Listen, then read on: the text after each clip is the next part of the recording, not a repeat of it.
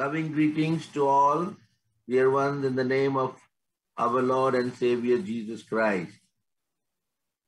ప్రభువైన యేసుక్రీస్తు వారి నామములో మీకు అందరికీ ప్రేమపూర్వకమైన వందనాలు తెలియజేస్తున్నాను. ಕರ್ತನಾದ ಯೇಸು ಕ್ರಿಸ್ತ ನಾಮದಲ್ಲಿ ನಿಮ್ಮೆಲ್ಲರಿಗೂ ಸಹ ಪ್ರೀತಿಯ ಶುಭೋದಯ ತಿಳಿಸ್ತಾ ಇದ್ದೇವೆ.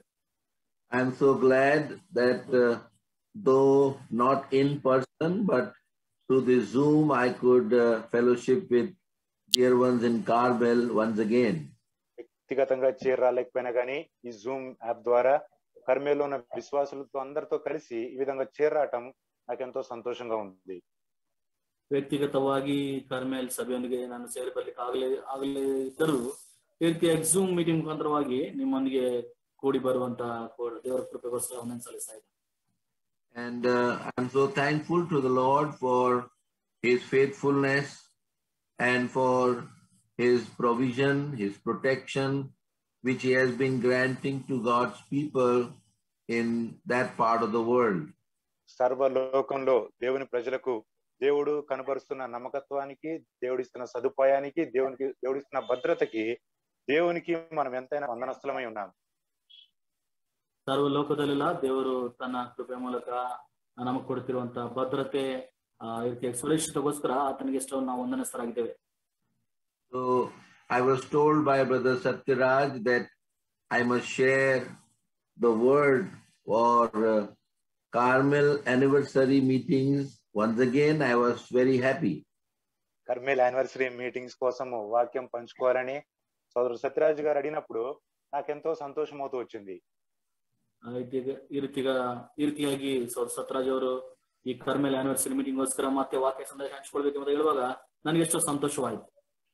So I heard from brothers that now 13 years have passed for the work of God which began in Carmel. కర్మేల్లో దేవుడు ఆరంభించిన కార్యము నేటితో 13 సంవత్సరాలు గతించాయని నేను వింటూ వచ్చాను. ಈಗ ಸಹೋದರಿಂದ ನಾನು ಈ ರೀತಿಯಾಗಿ ಕೇಳಲ್ಪಟ್ಟೆನು ಕಳೆದ 13 ವರ್ಷವು ಕಳೆದು ಹೋಗ್ತಾ ಬಂತು ಎಂಬುದಾಗಿ. So when such a gathering and when God's people gather for such anniversary meetings, there are two things which we must always think.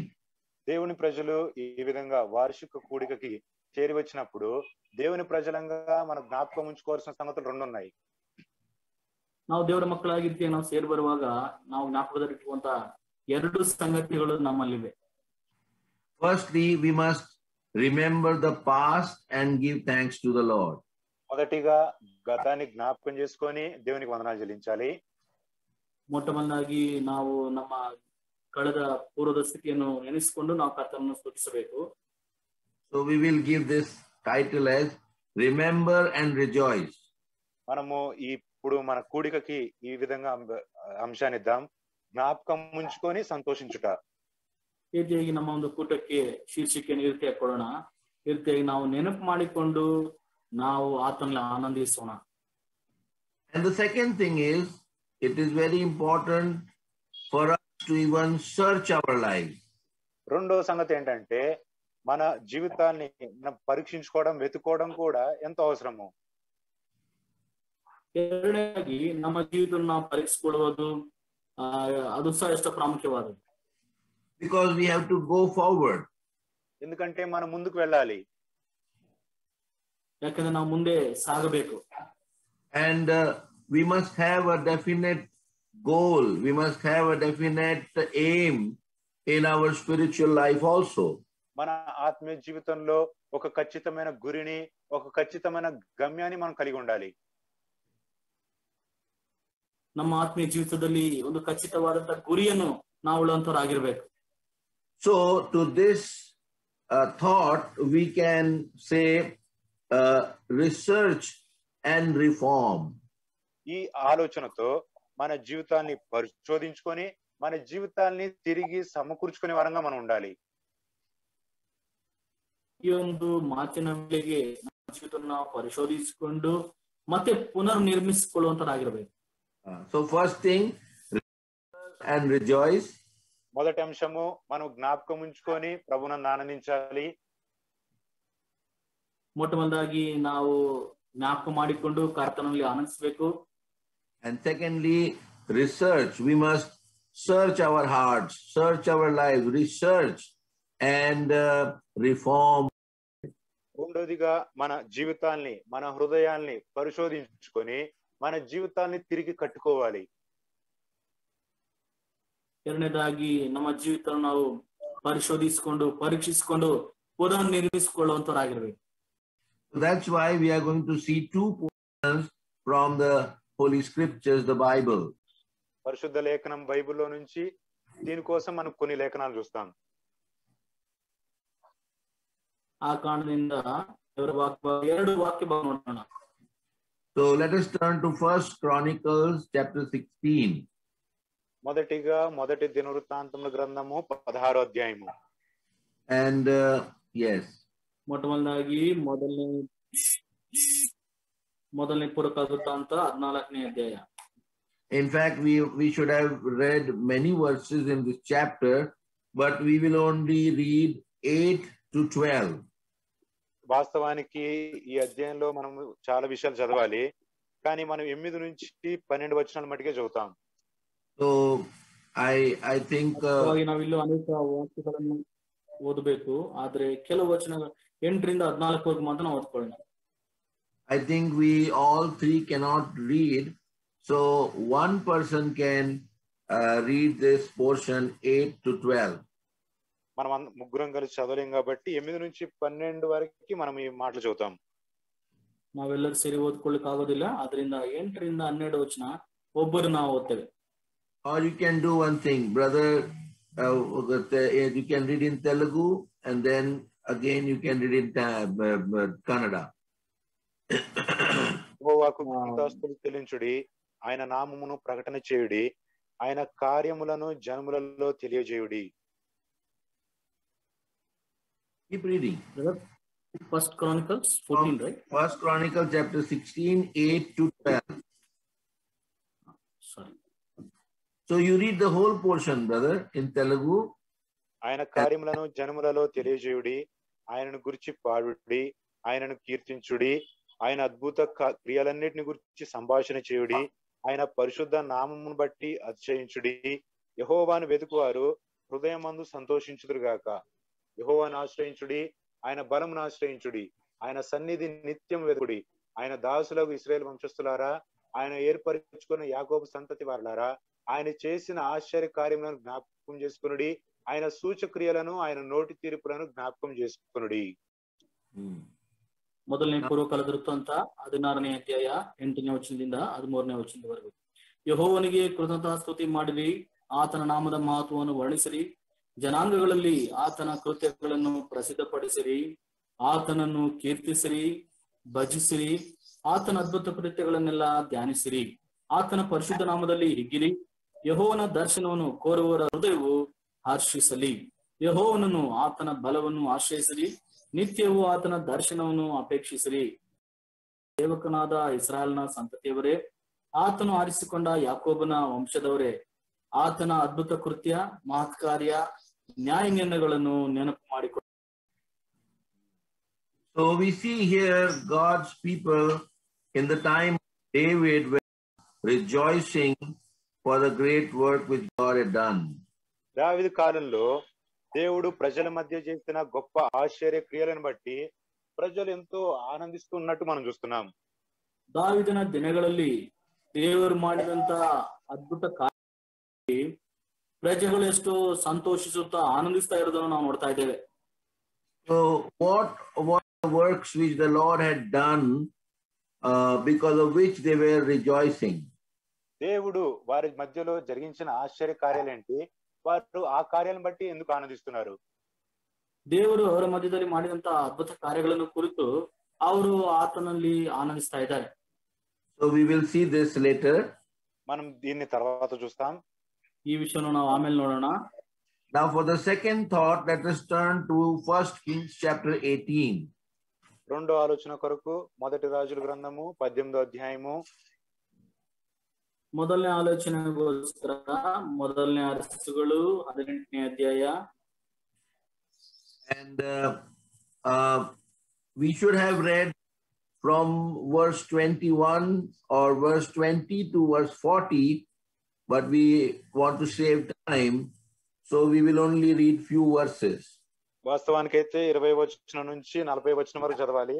అయితే సమయం మనకి నిమిత్తంగా ఉన్న కారణం చేత కొన్ని వచనాలు చదువుతాం. ರೀತಿಯಾಗಿ ನಾವು 20ನೇ ವಚನದಿಂದ 40ನೇ ವಚನದವರೆಗೂ ನಾವು ನಿಜವಾಗ್ಲೂ ಓದಬೇಕು. ಆದ್ರೆ ಸಮಯದ ಕಡಿತದಿಂದ ನಾವು ಕೆಲವು ವಚನಗಳನ್ನು ಮಾತ್ರವೇ ನಾವು ಓದಿಕೊಳ್ಳೋಣ.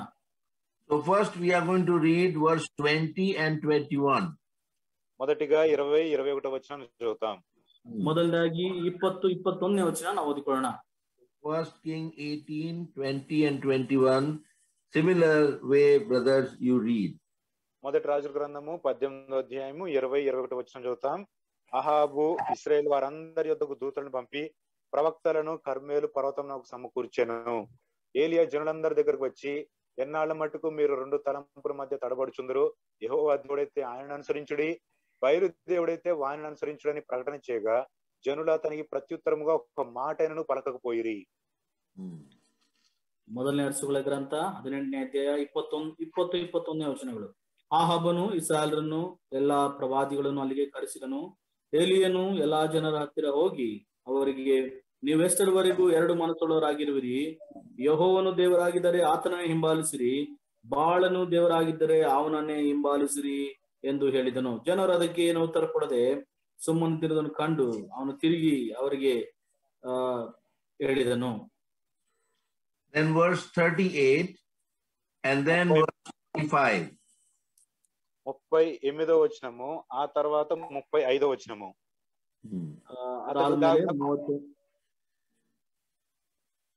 అతడు ఇలాగున ప్రార్థన చేయుచుండగా యెహోవా అగ్ని దిగి దహన బలి, పశువులను, కట్టెలను, రాళ్లను, బుగ్గిని దహించి కందకమందున్న నీళ్లను ఆరిపోజేసెను. ఆ నీళ్లు బలిపీఠంనకు చుట్టూ పొర్లిపారెను, మరియు అతడు కందకమును నీళ్లతో నింపెను. ಅದಾದ್ಮೇಲೆ 35ನೇ ವಚನ, 38ನೇ ವಚನ. ನೀರು ವೇದಿಯ ಸುತ್ತಲೂ ಹರಿಯಿತು, ಇದಲ್ಲದೆ ಅವನು ಕಾಲುವೆಯನ್ನು ನೀರಿನಿಂದ ತುಂಬಿಸಿದನು.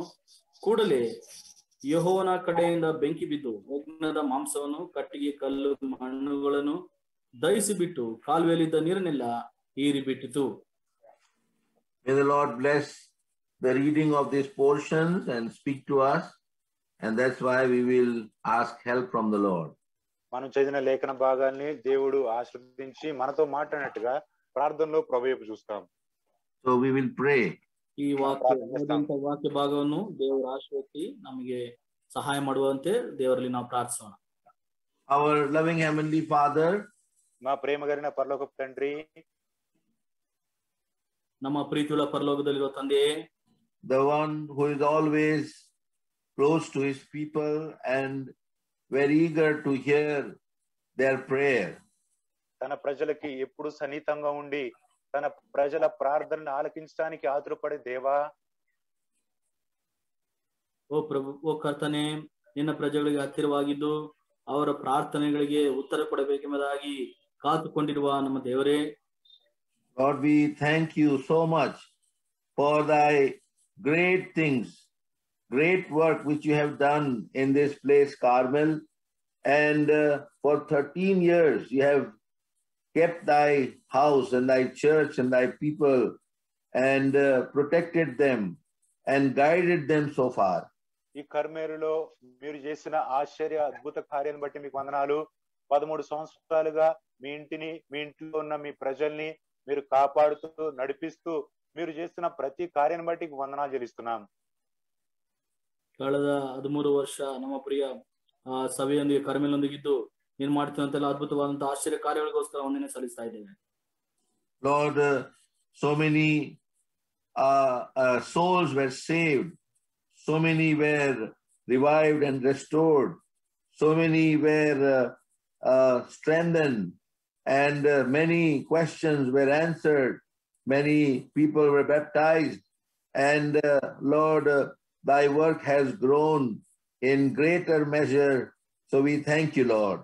ప్రభువా, ఈ కర్మేలు ఆరాధన మందిరం ద్వారా ఎంతో మంది రక్షింపబడుతూ వచ్చారు, ఎంతో మంది బాప్తిస్మల సాక్ష్యం ఇస్తూ వచ్చారు, ఎంతో మంది ఆత్మీయంగా బలపడుతూ వచ్చారు, ఎంతో మంది ఆత్మీయంగా ఉజ్జీవింపబడుతూ ఆత్మీయంగా ఉత్తేజం పొందుతూ వచ్చారు.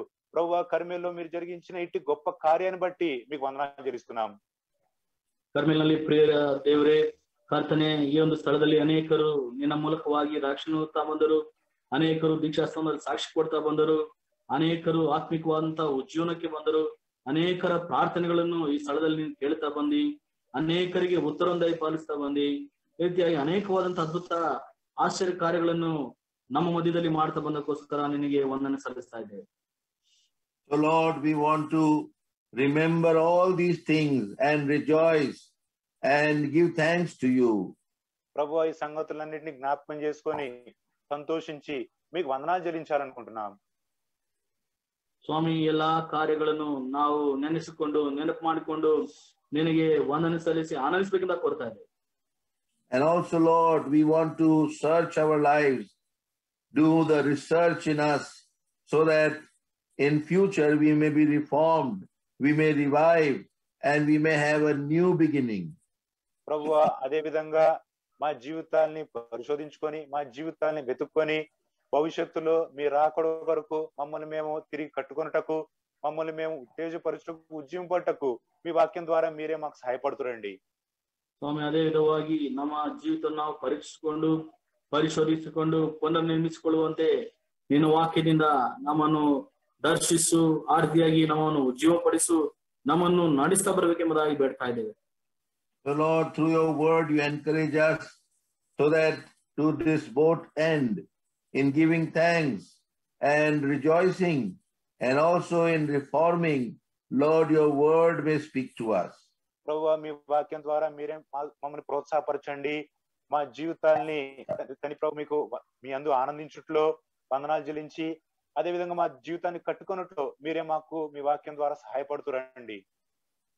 ಸ್ವಾಮಿ, ನಿನ್ನ ವಾಕ್ಯದಿಂದ ನಾವು ನಿನ್ನ ಕಾರ್ಯಗಳನ್ನು ನೆನಪು ಮಾಡಿಕೊಂಡು ಉದಾಸಿ ಸಲ್ಲಿಸುವುದರಲ್ಲಿಯೂ, ದೇವ ನಿನ್ನ ನೆನಪು ಮಾಡಿಕೊಳ್ಳುವುದರಲ್ಲಿಯೂ, ನಿನಗೆ ಕರ್ತನೆ ನಿನ್ನಲ್ಲಿ ಆನಂದಿಸುವುದರಲ್ಲಿಯೂ ನಿನ್ನ ಕೃಪೆ ನಮ್ಗೆ ಅನುಗ್ರಹಿಸಬೇಕೆಂದು ಬೇಡ್ತಾ ಇದ್ದೇವೆ. Lord, we are nothing and we know we cannot do anything unless you help us. ప్రభువా, మేము ఏ మాత్రము ఎన్నికలేని వారము, వట్టి వారము, మీరు మాకు సహాయం చేస్తే తప్ప మేము ఏమి చేయలేమని మీ సన్నిధిలో ఒప్పుకుంటున్నాం. ಸ್ವಾಮಿ, ನಾವು ಯಾವ ಗಣನೆಗೆ ಬಾರದಂತವರು, ನೀನು ನಮಗೆ ಸಹಾಯ ಮಾಡದೆ ಹೊರತು ನಾವು ಏನು ಮಾಡಲಾರವೆಂಬುದಾಗಿ ನಾವು ಒಪ್ಪಿಕೊಳ್ತಾ ಇದ್ದೇವೆ. Lord, you told in John 15:5, without me can do nothing, and we totally acknowledge that yes, Lord, without you can we do nothing. యోహాను సువార్త 15:5 ప్రభువా, మీరు స్వయంగా చెప్పిన మాటలు, నాకు వేరుగా ఉండి మీరు ఏమి చేయలేరన్న మాటల ప్రకారంగా తని ప్రభువా మరొకసారి మీ సన్నిధిలో ఒప్పుకున్నాం. ప్రభువా, మీకు వేరుగా ఉండి మీరు లేకుండా మేము ఏమి చేయలేం. ಸ್ವಾಮಿ, ಯೋಹಾನ ಬರೆದ ಸುವಾರ್ತೆ 15:5 ಪ್ರಕಾರವಾಗಿ ನನ್ನನ್ನು ಬಿಟ್ಟು ನೀವು ಏನು ಮಾಡಲಾರೆ ಎಂದು ಹೇಳಿ ಸ್ವಾಮಿ, ಸ್ವಾಮಿ, ನಾವು ಆ ಸಂಗತಿಗಳನ್ನು ಒಪ್ಪಿಕೊಳ್ತಾ ಇದ್ದೇವೆ. ನಿನ್ನನ್ನು ಬಿಟ್ಟು ಏನು ಮಾಡಲಾರೆ ಎಂಬುದಾಗಿ ನಾವು ಗ್ರಹಿಸಿಕೊಳ್ತಾ ಇದ್ದೇವೆ. Lord, as Paul says in 2 Timothy chapter 4 verse 17, the Lord stood with me and strengthened me. Lord, we also need thy strength. 2 తిమోతికి రాసిన పత్రిక 4:17 అపోస్తుడైన పౌలు చెప్పినట్టుగా, ప్రభు నాతో ఉన్నాడు, ప్రభు నన్ను బలపరిచాడు అని పౌలు సెలవిచ్చినట్టుగా, అదే విధంగా మేము కూడా సాక్ష్యం ఇస్తున్నాం. ప్రభువా, మీరే మాతో ఉండండి, మమ్మల్ని బలపరచండి. 2 ತಿಮೋತಿಗೆ ಪೌಲನು ಬರೆಯುತ್ತಾ 4:17 ಕರ್ತನು ನನ್ನೊಂದಿಗಿದ್ದು ನನ್ನನ್ನು ಬಲಪಡಿಸಿದನು ಎಂಬ ಮೇರೆಗೆ ಸ್ವಾಮಿ, ನೀನು ನಮ್ಮನ್ನು ಸಹ ಬಲಪಡಿಸಬೇಕೆಂದು ನಾವು ಕೋರ್ತಾ ಇದ್ದೇವೆ. Lord, wash us with your precious blood and anoint us with your fresh oil of anointing according to Psalm 92 verse 10. కీర్తన 92:10 ప్రకారంగా మీ పరిశుద్ధమైన రక్తంతో మమ్మల్ని కడిగి తని ప్రభువా, మీ పరిశుద్ధ తని ప్రభువా నూతనమైన అభిషేకాన్ని తని ప్రభు నూతనంగా మాకు అనుగ్రహించవలసిందిగా మిమ్మల్ని అడుగుతున్నాం. ಸ್ವಾಮಿ, ನಿನ್ನ ಪರಿಶುದ್ಧವಾದ ರಕ್ತದಿಂದ ನಮ್ಮನ್ನು ತೊಳೆದು, ಸ್ವಾಮಿ, ನಿನ್ನ ತೈಲದಿಂದ ಕೀರ್ತನೆ 92:10 ಪ್ರಕಾರವಾಗಿ ನೂತನವಾಗಿ ನೀನು ಅಭಿಷೇಕಿಸಬೇಕೆಂಬುದಾಗಿ ನಾವು ಬೇಡ್ತಾ ಇದ್ದೇವೆ. Lord, be with us, all three thy servants, the one who is speaking, and our dear brother Srinivas translating in Telugu, brother Wilson translating in Kannada. Lord, thy anointing may be upon us so that there may not be any loss or leakage. ప్రభువా, మా ముగ్గురితో పాటు మీరే ఉండండి, మీ పరిశుద్ధ ఆత్మీయ అభిషేకాన్ని సంపూర్ణంగా అనుగ్రహించండి. తద్వారా మీ వాక్యం ఎక్కడ కూడా తని ప్రభువా నష్టపోకుండా తని ప్రభువా మీరే సహాయపడుతూ రావాల్సిందిగా సమాంతరమైన అభిషేకాన్ని అనుగ్రహించవలసిందిగా అడుగుతున్నాం. ಸ್ವಾಮಿ ನಿನ್ನ ದಾಸರಂತ ನಮ್ಮೆಲ್ಲರಿಗೂ ಸಹ ಸ್ವಾಮಿ ಸಮಾನಾಂತರವಂತ ಆತ್ಮಾಭಿಷೇಕವನ್ನು ಅನುಗ್ರಹಿಸು.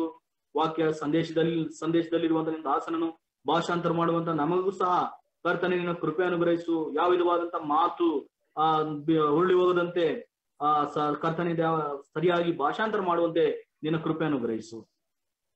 Lord, this internet and everything may also be kept totally under thy control. ప్రభువా ఈ ఇంటర్నెట్ ని తని ప్రభు మిగతా విషయాలన్నిటిని కూడా అన్నిట్లో మీరే మీ అదుపులో ఉంచుకోండి.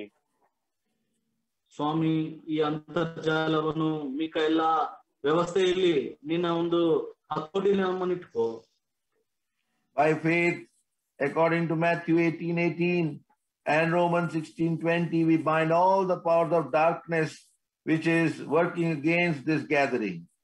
తని ప్రభువా ఈ కూడికకి, ఈ సమాజ కూడికకి తని ప్రభు వ్యతిరేకంగా ఏ శక్తి అయితే పనిచేస్తుందో మత్తయి సువార్త 18:18, లూకా సువార్త 16:20 ప్రకారము ప్రతి అంధకార శక్తిని మీరే బంధించవలసిందిగా మీ నామములో అడుగుతున్నాం. ಮತ್ತನ್ ಬರ್ಸ್ವಾರ್ತೆ 18:18 ಬ್ರಹ್ಮಪುರದವರಿಗೆ 16:12 ಪ್ರಕಾರವಾಗಿ ಈ ಕೂಟಕ್ಕೆ ಅಭ್ಯಂತರ ಮಾಡುವಂತ ಪ್ರತಿಯೊಂದು ಅಂಧಕಾರ ಶಕ್ತಿಗಳನ್ನು ಯೇಸು ಕ್ರಿಸ್ತ ನಾಮದಲ್ಲಿ ನಾವು ಬಂಧಿಸ್ತಾ ಇದ್ದೇವೆ. Lord, we also remember those dear ones who left this world and went to be with you because of this present pandemic and disease of COVID.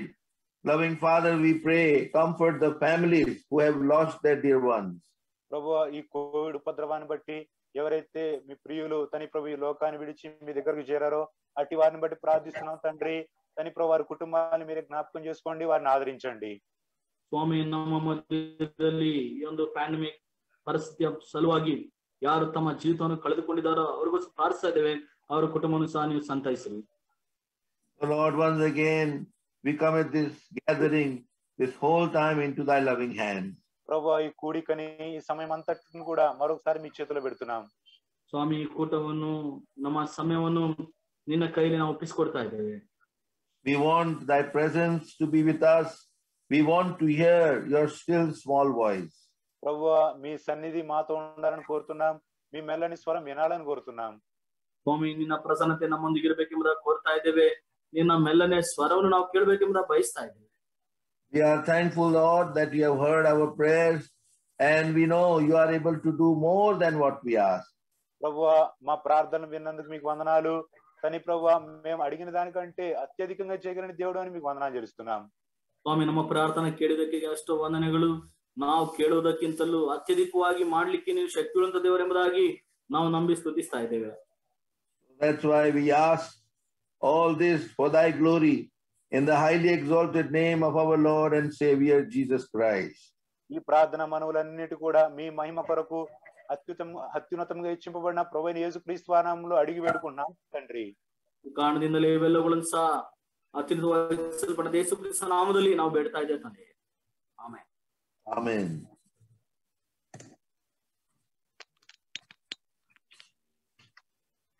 So as I told you that there are two things which we have to meditate very quickly. ఇంతకు ముందు చెప్పినట్టుగానే మనం ధ్యానించవలసిన రెండు సంగతులు ఉన్నాయి. And first thing, ನಾವು ಮೊದಲೇ ತಿಳಿಸಿದಾಗೆ ನಾವು ಧ್ಯಾನಿಸುವಂತ ಎರಡು ಸಂಗತಿಗಳಿವೆ. And the first thing which we want to think about is what the Lord has done for which we are going to rejoice. దేవుడు మనం ఆనందించడానికి గల దేవుడు చేసిన కార్యం ఏంటో మొదటగా చూస్తాం. ಮೊಟ್ಟಮೊದಲಾಗಿ ಕರ್ತನನ್ನು ಇಲ್ಲಿ ನಾವು ಆನಂದಿಸಲಿಕ್ಕೆ ಮಾಡುವಂತ ಕಾರ್ಯಗಳೇನೆಂಬುದಾಗಿ ಅದನ್ನು ಕುರಿತು ನಾವು ನೋಡಿಕೊಳ್ಳೋಣ. In this situation, when God's people were rejoicing with David, there was a very definite thing which God had done. దేవుని ప్రజలు దావీదుతో కలిసి ఆనందించడంలో దేవుడు ఒక ఖచ్చితమైన కార్యాన్ని చేశాడని మనం ఇక్కడ చూస్తాం. ಇಲ್ಲಿ ಮೊದಲನೇ ಪುರುಕುಲ ಕಾಲದೃತ್ತಾಂತ 4ನೇ ಅಧ್ಯಾಯದಲ್ಲಿ ದಾವೀದನೊಂದಿಗೆ ಜನರು ಸಂತೋಷಲಿಕ್ಕೆ ಆನಂದ ಪಡಲಿಕ್ಕೆ ಖಂಡಿತವಾಗಿಯೂ ಯಾವುದೋ ಒಂದು ಅದ್ಭುತವಾದ ಕಾರ್ಯವನ್ನು ಆತನು ಮಾಡ್ತಾ ಬಂದಿದ್ದಾನೆ. So we can say God accomplished his purpose among God's people. ఇక్కడ మనం చెప్పవచ్చిన సంగతి ఏంటంటే దేవుడు తన యొక్క ఉద్దేశాన్ని తన ప్రజల మధ్య నెరవేరుస్తూ వచ్చాడు. ನಾವು ಹೇಳಬಹುದಾದ ಸಂಗತಿ ಏನಂದ್ರೆ ದೇವರು ತನ್ನ ಇಚ್ಛೆ ಕಾರ್ಯವನ್ನು ತನ್ನ ಪ್ರಜೆಗಳ ಮಧ್ಯದಲ್ಲಿ ಆತ ನೆರವೇರಿಸ್ತಾ ಬಂದಿದ್ದಾನೆ. So what was that purpose? We see in verse 1, they brought the ark of God. That was the purpose. అక్కడ దేవుని యొక్క ఉద్దేశం ఏంటంటే వారు దేవుని మందసాన్ని తీసుకొని వచ్చారు. ಅವರು ಅಲ್ಲಿ ದೇವರ ಉದ್ದೇಶ ಮೊಟ್ಟಮೊದಲಾಗಿ ಏನೆಂಬುದನ್ನು ನೋಡುವಾಗ ಅವರು ದೇವರ ಮಂಜೂಷವನ್ನು ಅಲ್ಲಿಗೆ ತೆಗೆದುಕೊಂಡು ಬಂದರು. This was the desire of David always in his life. దావీదు యొక్క జీవితంలో తన ఆశ ఎప్పుడు కూడా ఇదిగా ఉంటూ వచ్చింది. దావీదుನ జీవితದಲ್ಲಿ ಯಾವಾಗಲೂ ಇದ್ದಂತ ಆಶೆ ಆಕಾಂಕ್ಷೆ ಇದೇ ಆಗಿತ್ತು.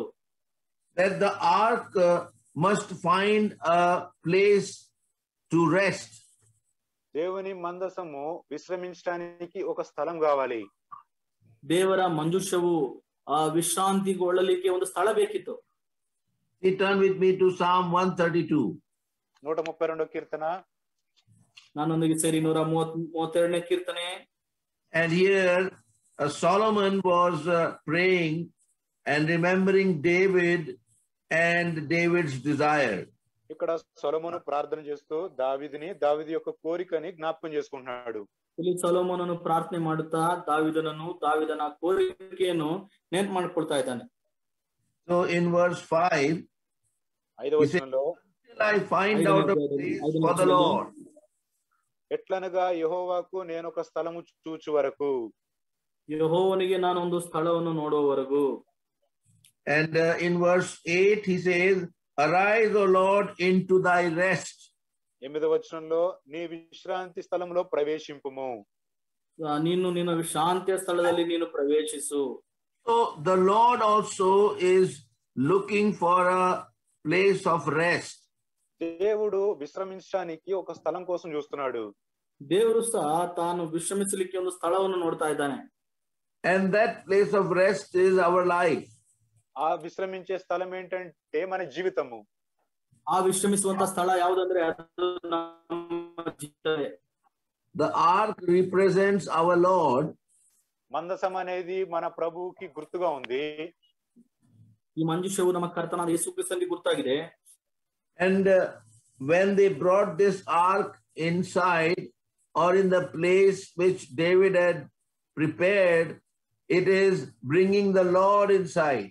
మందసము దేవుడు దావీదు సిద్ధపరిచిన స్థలంలోనికి లేకపోతే ఆ మందసం ఉంచబడిన స్థలంలోనికి ప్రజలు ఆ మందసాన్ని తీసుకొని వచ్చినప్పుడు దాని అర్థం ఏంటంటే దేవుడిని అక్కడ ఉంచడానికి తీసుకొని వచ్చినట్టుగా అర్థము. ರೀತಿಯಾಗಿ ಆ ಮಂಜೂಷವನ್ನು ದೇವರ ಮಂಜೂಷವನ್ನು ಅವರದಂತ ಸ್ಥಳಕ್ಕೆ ತರುವಾಗ ದೇವರನ್ನು ಅವರ ಬಳಿಯಲ್ಲಿ ತೆಗೆದುಕೊಂಡು ಬಂದಾಗಿ ನಾವು ನೋಡ್ತಾ ಇದ್ದೇವೆ. So this is the first purpose of the Lord, that he wants to come and dwell in us. దేవుడు మనలోనికి వచ్చి మనలో నివసించడానికి గల మొదటి ఉద్దేశం ఇది. ಮೊಟ್ಟಮೊದಲ ದೇವರ ಉದ್ದೇಶ ದೇವರು ನಮ್ಮಲ್ಲಿ ಬಂದು ನಮ್ಮ ಸಂಗಡ ವಾಸ ಮಾಡಬೇಕೆಂಬುದಾಗಿ ಕೋರ್ತಾ ಇದ್ದಾನೆ. Our sinful life has kept the Lord away from us. మన పాప సహితమైన జీవితము దేవుని దగ్గర నుంచి మనం దూరం చేస్తూ వచ్చింది. ನಮ್ಮ ಪಾಪ ಜೀವಿತ ದೇವರಿಂದ ನಮ್ಮನ್ನು ದೂರ ಮಾಡ್ತಾ ಬಂತು. Isaiah 59 verse 2 tells this very clearly. Your sins have kept the Lord far away from you. యెషయా గ్రంథము 59వ అధ్యాయము 2వ వచనం ప్రకారము మీ పాపములు ఆయన ముఖము మరుగుపరిచెను. ಯೆಶಾಯ 59:2వ ವಚನ ಪ್ರಕಾರವಾಗಿ ನಿಮ್ಮ ಪಾಪಗಳು ದೇವರಿಂದ ದೂರ ಮಾಡಿವೆ. So beloved, the Lord wants to make our lives his dwelling place. ప్రియులారా, దేవుడు మన యొక్క జీవితాన్ని తన యొక్క నివాస స్థలంగా చేసుకోవాలని కోరుతున్నాడు.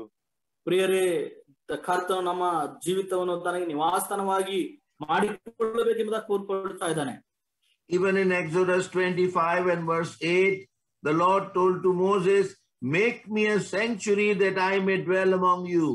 మీ మధ్య నేను నివసించినట్టుగా నా కొరకు ఒక పరిశుద్ధ స్థలం కట్టుడి లేకపోతే నిర్మించుడని మోషేతో దేవుడు నిర్గమకాండము 25వ అధ్యాయం 8వ వచనం చెప్తూ వచ్చాడు.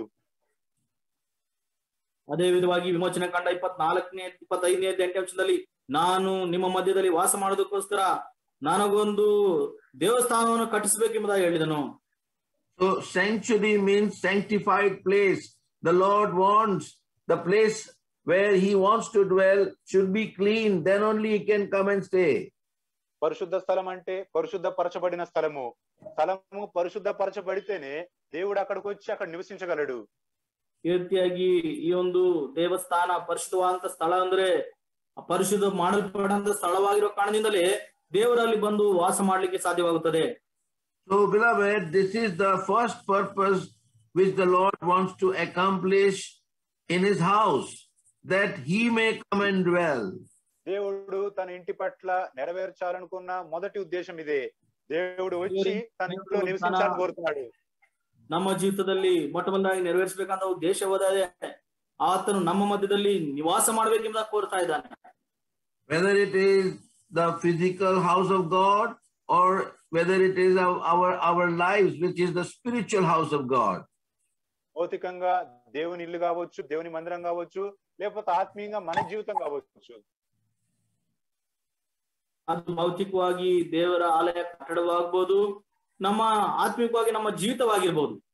Yeah, whenever we do dedication for the house, we have the same desire. We tell Lord, you come and dwell in this house. మనం ఎప్పుడైనా గృహ ప్రతిష్ఠ చేసినప్పుడు మనం అదే కోరికను కలిగి ఉంటాం. ప్రభువా నువ్వు వచ్చి ఇంట్లో నివసించని అడుగుతూ ఉంటాం. ನಾವು ಯಾವುದಾದ್ರೂ ಮನೆಯನ್ನು ಪ್ರತಿಷ್ಠೆ ಪಡಿಸುವಾಗ ಸ್ವಾಮಿ ನಮ್ಮ ಮನೆಯಲ್ಲಿ ನೀನು ಬಂದು ವಾಸ ಮಾಡುವುದಾಗಿ ನಾವು ಕೋರಿಕೊಳ್ತಾ ಇದ್ದೇವೆ. So here we see in the time of David, this work was done. The ark was brought inside and the ark found a place of rest. దావీదు కాలంలో దేవుని మందసము ఏ విధంగా దేవుని ఇంట్లోని తీసుకొని రాబడుతూ వచ్చింది. అంత మాత్రమే కాదు, మందసం ఉంచబడటానికి ఒక పరిశుద్ధ స్థలం అనేది నిర్మించబడుతూ వచ్చింది. ಈ ರೀತಿಯಾಗಿ ದಾವೀದನ ದೇವರಲ್ಲಿ ಮಂಜೂಷವು ತೆಗೆದುಕೊಳ್ಳಲ್ಪಡಬಂತು. ಈ ಮಂಜೂಷವನ್ನು ಗುಡಾರದಲ್ಲಿಟ್ಟರು, ಅದು ಪರಿಶುದ್ಧ ಪಡಿಸಲ್ಪಟ್ಟಂತ ಸ್ಥಳದಲ್ಲಿ ಇಡಲ್ಪಡ್ತಾ ಬಂತು. So we thank the Lord that the Lord has accomplished this purpose in Carmel, that in so many lives the Lord found rest. దేవునికి వందనాలు. దేవుడు కర్మేలో ఉన్న విశ్వాసుల జీవితాలలో, అనేకుల జీవితాలలో దేవుడు ఉద్దేశాన్ని నెరవేర్చాడని, దేవుడు తనకు ఒక నివాస స్థలాన్ని విశ్వాసులకు కనుగొన్నాడని దేవునికి వందనాలు చెల్లిస్తున్నాం. ಈ ಒಂದು ಮೊದಲನೇ ಆಲೋಚನೆ ಮೇರೆಗೆ ದೇವರು ತನ್ನ ಮೊದಲನೇ ಉದ್ದೇಶವನ್ನು ಕಾರ್ಮೆಲ್ ಪಕ್ಷದಲ್ಲಿ ನೆರವೇರಿಸ್ತಾ ಬಂದನೆಂಬುದಾಗಿ ಅನೇಕ ಜೀವಿತದಲ್ಲಿ ಆತನು ವಿಶ್ರಾಂತಿ ಪಡೆದುಕೊಂಡನೆಂಬುದಾಗಿ ನಾವು ಆತನನ್ನು ಸ್ತುತಿಸಬೇಕು. When God was creating, and in Genesis chapter 2 we find on the 7th day the Lord rest. దేవుడు సృష్టిని కలుగజేసినప్పుడు, సృష్టిని అంత కలుగజేసిన తర్వాత 7వ దినాన దేవుడు విశ్రమిస్తూ వచ్చాడు. ಕರ್ತನು ಸೃಷ್ಟಿನ ಮುಗಿಸಿ 7ನೇ ದಿನದಲ್ಲಿ ಆತನು ವಿಶ್ರಮಿಸಿಕೊಂಡನು. And to this 7th day and that rest day, it was called as a sanctified day or holy. 7వ దినము విశ్రాంతి దినం అనేది పరిశుద్ధపరచబడిన దినంగా, పరిశుద్ధ దినంగా పిలువబడుతుంది. 7ನೇ ದಿನ ಅದು ವಿಶ್ರಾಂತಿಯ ದಿನ, ಅದು ಪರಿಶುದ್ಧವಾದಂತ ದಿನ ಎಂಬುದಾಗಿ ಎಣಿಸಲ್ಪಡ್ತಾ ಇದೆ. In verse 3, and God blessed the 7th day and sanctified it. Chapter 2 verse 3. ఆది కాండము 2వ అధ్యాయము 3వ వచనంలో, కాబట్టి దేవుడు ఆ 7వ దినమును ఆశీర్వదించి పరిశుద్ధపరిచెను. ಆದಿಕಾಂಡ 2ನೇ ಅಧ್ಯಾಯ 3ನೇ ವಚನ, ದೇವರು ತನ್ನ ಸೃಷ್ಟಿ ಕಾರ್ಯವನ್ನು ಮುಗಿಸಿ ಆ 7ನೇ ದಿನದಲ್ಲಿ ವಿಶ್ರಮಿಸಿಕೊಂಡದ್ರಿಂದ ಆ ದಿನವನ್ನು ಪರಿಶುದ್ಧ ದಿನವಾಗಿರಲಿ ಎಂದು ಆಶೀರ್ವದಿಸಿದನು.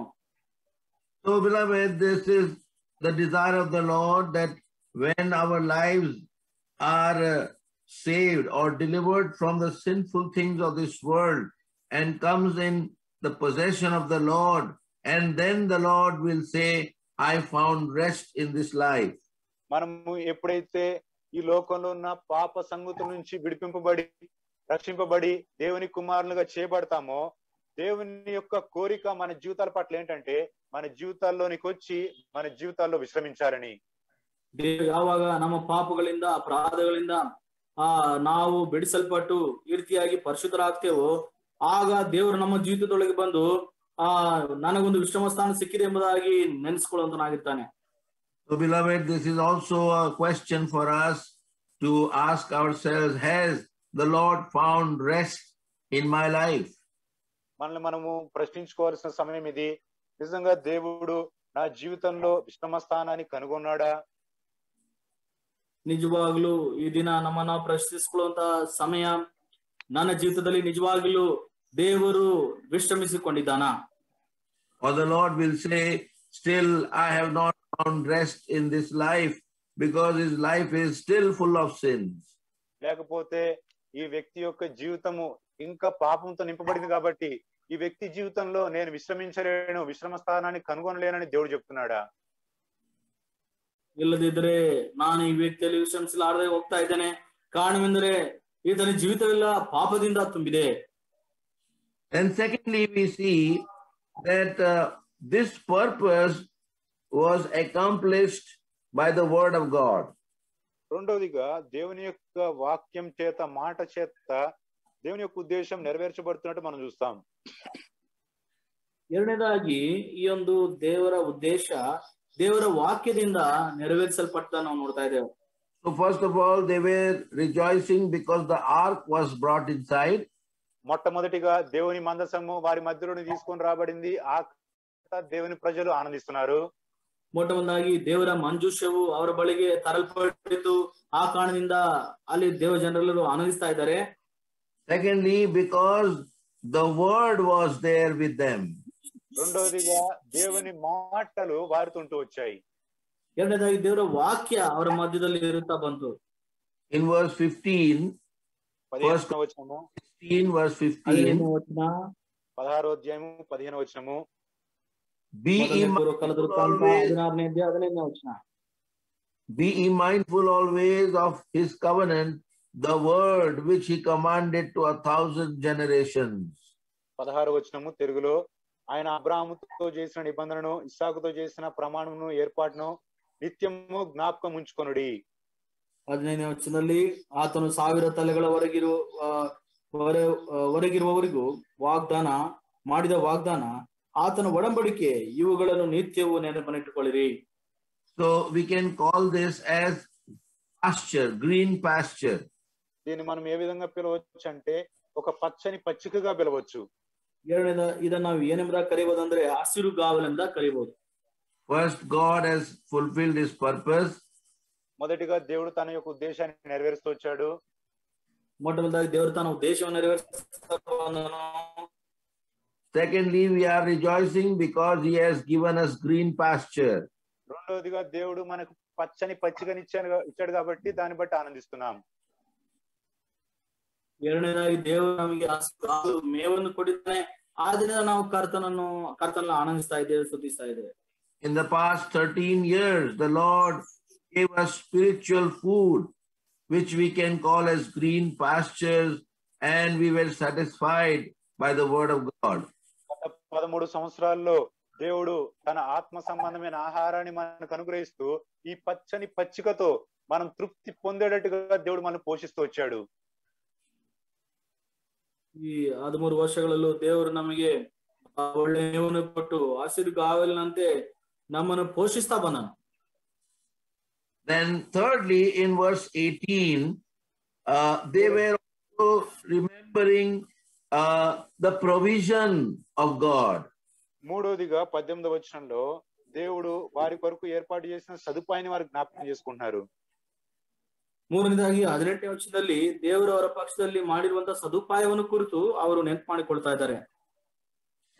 Saying, unto thee will I give the land of Canaan, the lot of your inheritance. ఆయన అబ్రాహాముతో చేసిన నిబంధనను 15వ వచనము తెలుగులో, మీ సంఖ్య కొద్దిగా ఉండగాను, మీరు స్వల్ప సంఖ్యం గల జనులుగాను, కనాను దేశంలో అన్యులుగా ఉండగాను, కొలవబడిన స్వాస్థ్యముగా దాన్ని నీకు ఇచ్చేదను. 19ನೇ ವಚನದಲ್ಲಿ ಕನ್ನಡದಲ್ಲಿ, ಆತನು ನಿಮಗೆ ಈ ದೇಶವನ್ನು ಕೊಡುವೆನು, ಅದು ನಿಮ್ಮ ಸಂತತಿಯವರಿಗೆ ಸ್ವಾಸ್ಥ್ಯವಾಗಿರುವುದು ಎಂದು ಹೇಳಿದನು. So the Lord had given them provision. The Lord brought them from Egypt and put them in the land of Canaan. దేవుడు ఐగుప్తులో నుంచి వారిని తీసుకొని వచ్చి కనానాలు వారిని పెట్టి వారికి సదుపాయాలను అనుగ్రహిస్తూ వచ్చాడు. ದೇವರು ಅವರನ್ನು ಐಗುಪ್ತದಿಂದ ಬಿಡಿಸಿ ಕಾನಾನ್ ದೇಶದಲ್ಲಿ ಸೇರಿಸಿ ಅವರಿಗೆ ಸದುಪಾಯವನ್ನು ಉಂಟು ಮಾಡ್ತಾ ಬಂದ. So in the past years, the Lord has provided all our needs. గత సంవత్సరాలన్నిటిలో కూడా దేవుడు మన అక్కర్లన్నిటిని కూడా తీరుస్తూ వచ్చాడు. ಕಳೆದ ವರ್ಷವೆಲ್ಲವೂ ಸಹ ದೇವರು ನಮ್ಮೆಲ್ಲ ಅವಶ್ಯಕತೆಗಳ ಆತ ನೀಗಿಸ್ತಾ ఉన్నాను. That's why we are rejoicing. ఆ కారణం చేత మనం ఆనందిస్తున్నాం. ಆ ಕಾರಣದಿಂದಲೇ ನಾವು ಆನಂದಿಸ್ತಾ ಇದ್ದೇವೆ. Then fourthly, in verse 21 and 22, నాలుగోదిగా 21వ వచనము 22వ వచనము, ನಾಲ್ಕನೇದಾಗಿ 21ನೇ ವಚನ 22ನೇ ವಚನ, he suffered no man to do them wrong, yet to reprove kings for their sake, saying, touch not mine anointed, and do my prophets no harm. నేను అభిషేకించిన వారిని ముట్టవలదనియో నా ప్రవక్తలకు కీడు చేయవద్దనియో సెలవిచ్చి ఆయన ఎవరినైనాను వారికి హింస చేయనీయలేదు, వారి నిమిత్తము రాజులను గద్దించెను. ಅವರಿಗೆ ಯಾರಿಂದಲೂ ಅನ್ಯಾಯವಾಗಿಸಲಿಲ್ಲ. ಆತನು ಅವರ ವಿಷಯದಲ್ಲಿ ಅರಸರನ್ನು ಗದರಿಸಿ, ನಾನು ಅಭಿಷೇಕಿಸಿದವರನ್ನು ಮುಟ್ಟಬಾರದು, ನನ್ನ ಪ್ರವಾದಿಗಳಿಗೆ ಯಾವ ಕೇಡನ್ನು ಮಾಡಬಾರದು ಎಂದು ಹೇಳಿದನು. So our Lord has given us protection. మన దేవుడు మనకి భద్రతనిచ్చాడు. ನಮ್ಮ ದೇವರು ನಮಗೆ ಭದ್ರತೆಯನ್ನು ಕೊಟ್ಟಿದ್ದಾನೆ. The beloved, when we go through some sickness and if the death also, that doesn't mean that Lord has not protected us. ప్రియులారా, మనం ఏదైనా అనారోగ్య పరిస్థితి గుండా వెళ్ళినప్పుడు లేకపోతే చివరికి మరణాన్ని కూడా అప్పగింపబడినప్పుడు మన దేవుడు మనల్ని భద్రపరచలేదని కాదు అర్థము. ಪ್ರಿಯರೇ, ಒಂದು ವೇಳೆ ನಾವು ಅನಾರೋಗ್ಯದಿಂದ ಹೋದರು, ಒಂದು ವೇಳೆ ಮರಣ ಹೊಂದಿದರು, ದೇವರು ನಮ್ಮನ್ನು ಕಾಪಾಡಲಿಲ್ಲ ಎಂಬುದಾಗಿ ಅರ್ಥವಲ್ಲ. We all are pilgrims and travelers in this world. One day we have to leave this world and go. And so there has to be one reason or the other reason to depart from this world. మనమందరం కూడా ఈ లోకంలో ప్రయాణికులంగా యాత్రికులంగా ఉన్నాం. ఈ లోకాన్ని విడిచి వెళ్ళటానికి మనకి ఏదో ఒక కారణం ఒక రోజు ఉంటుంది. ಪ್ರಿಯರೇ, ನಾವು ಈ ಲೋಕದಲ್ಲಿ ಯಾತ್ರಿಕರು ಪ್ರಯಾಣಿಕರಾಗಿರುವುದರಿಂದ ಯಾವುದೋ ಒಂದು ದಿನ ನಾವು ಈ ಲೋಕವನ್ನು ಖಂಡಿತವಾಗಿ ಬಿಟ್ಟು ಹೋಗಬೇಕಾಗಿ ಬರುತ್ತದೆ. But in John chapter 10 verse 28, Lord Jesus said, I give to them eternal life. They shall never perish. Nobody can pluck them out of my hand.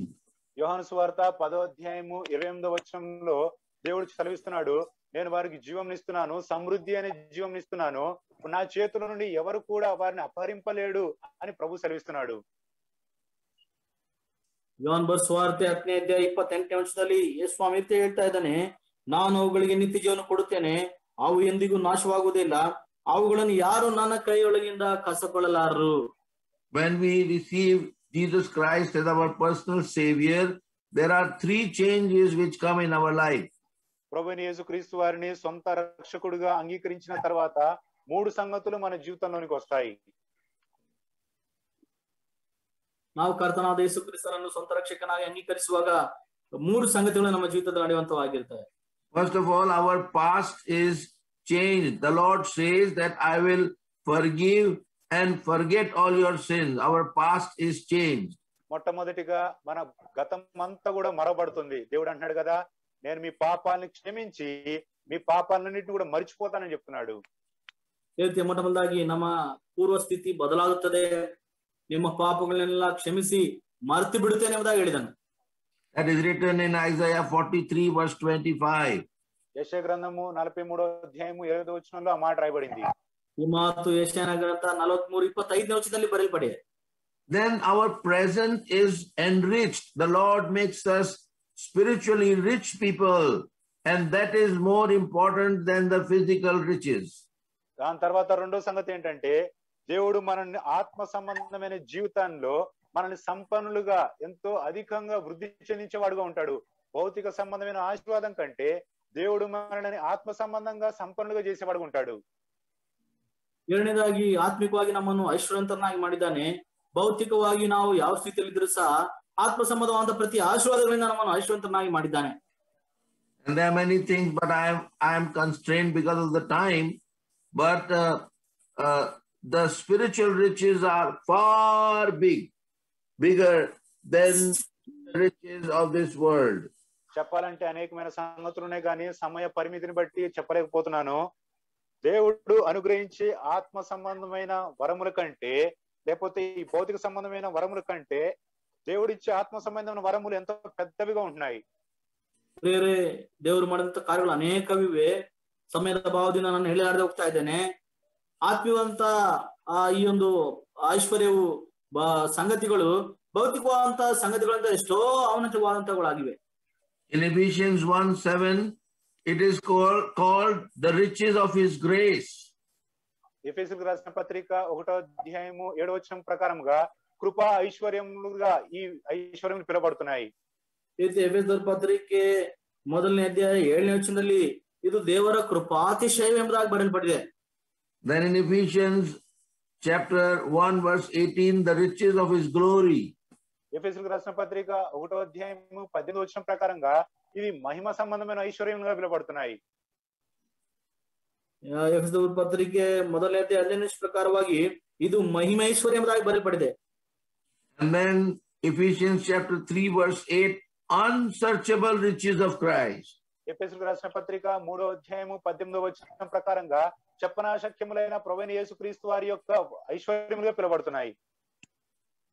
ಈ ರೀತಿಯಾಗಿ ಎಫೆಸರ ಪತ್ರಿಕೆ 3ನೇ ಅಧ್ಯಾಯ 8ನೇ ವಚನ ಪ್ರಕಾರವಾಗಿ ಇದು ಅಪ್ರಮೇಯವಾದಂತ ಐಶ್ವರ್ಯ ಎಂಬುದಾಗಿ ಬರೆಯಲ್ಪಟ್ಟಿದೆ. So present is made rich and then our future is made secure. మన యొక్క ప్రస్తుతము ఎంతో ఐశ్వర్యవంతంగా చేయబడింది. దాని తర్వాత మూడో సంగతి ఏంటంటే మన యొక్క భవిష్యత్తు ఎంతో భద్రపరచబడింది. ನಮ್ಮ ಪ್ರಸ್ತುತವಾದಂತ ಜೀವಿತ ಎಷ್ಟು ಐಶ್ವರ್ಯವಂತವಾಗಿ ಮಾಡಲ್ಪಟ್ಟಿದೆ. ನಮ್ಮ ಮುಂದಿನ ಜೀವಿತ ಈ ರೀತಿಯಾಗಿ ಅದೆಷ್ಟೋ ಭದ್ರಪಡಿಸಲ್ಪಟ್ಟಂತ ಜೀವಿತವಾಗಿ ಕಂಡು ಬರ್ತಾ ಇದೆ. Oh beloved, now we are secure in the Lord because the Lord is now not going to allow us that we may be thrown into the hellfire, but we may live with him and enjoy his glory. ప్రభుతో పాటు మనం ఉండునట్టుగా ఈ లోకంలో నశించిపోకుండా నిత్య నరకాగ్నికి తిరిగి వెళ్లకుండా ప్రభుతో పాటు మనం ఉండునట్టుగా దేవుడు మన భవిష్యత్తుని ఎంతగానో భద్రపరుస్తూ వచ్చాడు. ಸ್ವಾಮಿ ನಮ್ಮ ಭವಿಷ್ಯತ್ತನ್ನು ನಾವು ನರಕಕ್ಕೆ ಪಾತ್ರರಾಗಿ ಹೋದಂತೆ ನಮ್ಮನ್ನು ಎಷ್ಟೋ ಭದ್ರಪಡಿಸಿ ಈ ರೀತಿಯಾಗಿ ನಮ್ಮನ್ನು ತನ್ನ ಬಾಧ್ಯತೆಗೆ ಅನುಗ್ರಹಿಸ್ತಾ ಬಂದಿದ್ದಾನೆ.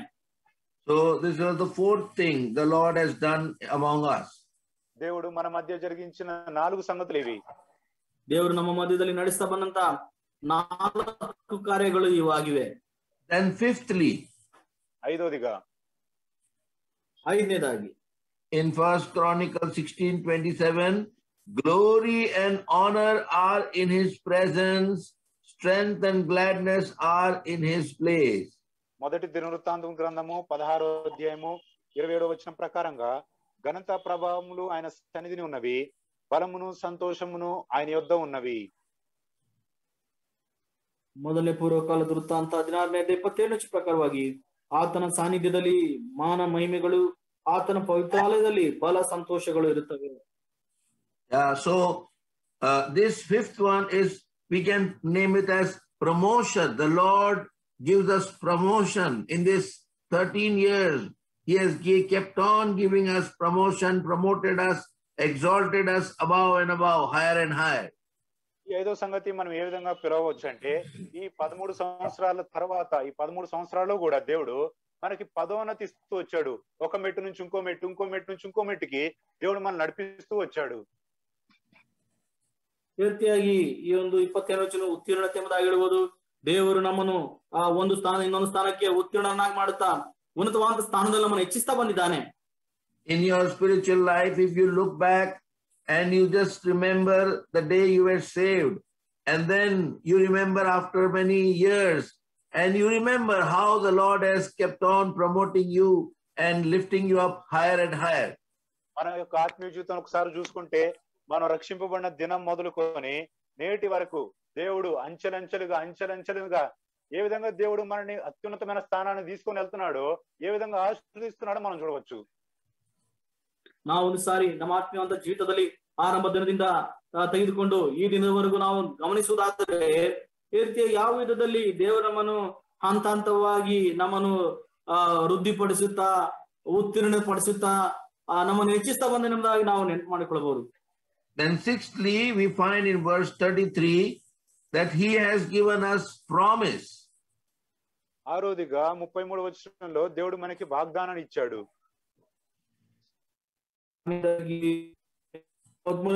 ದೇವರು ನಮಗೆ ವಾಗ್ದಾನ ಕೊಡ್ತಾ ಬಂದಿದ್ದಾನೆ. In verse 33, then shall the trees of the wood sing out at the presence of the Lord, this portion, because he cometh to judge the earth. This is his promise. భూజనులకు తీర్పు తీర్చుటకై యెహోవా వేం చేయుచున్నాడు. ఇది దేవుని యొక్క వాగ్దానము.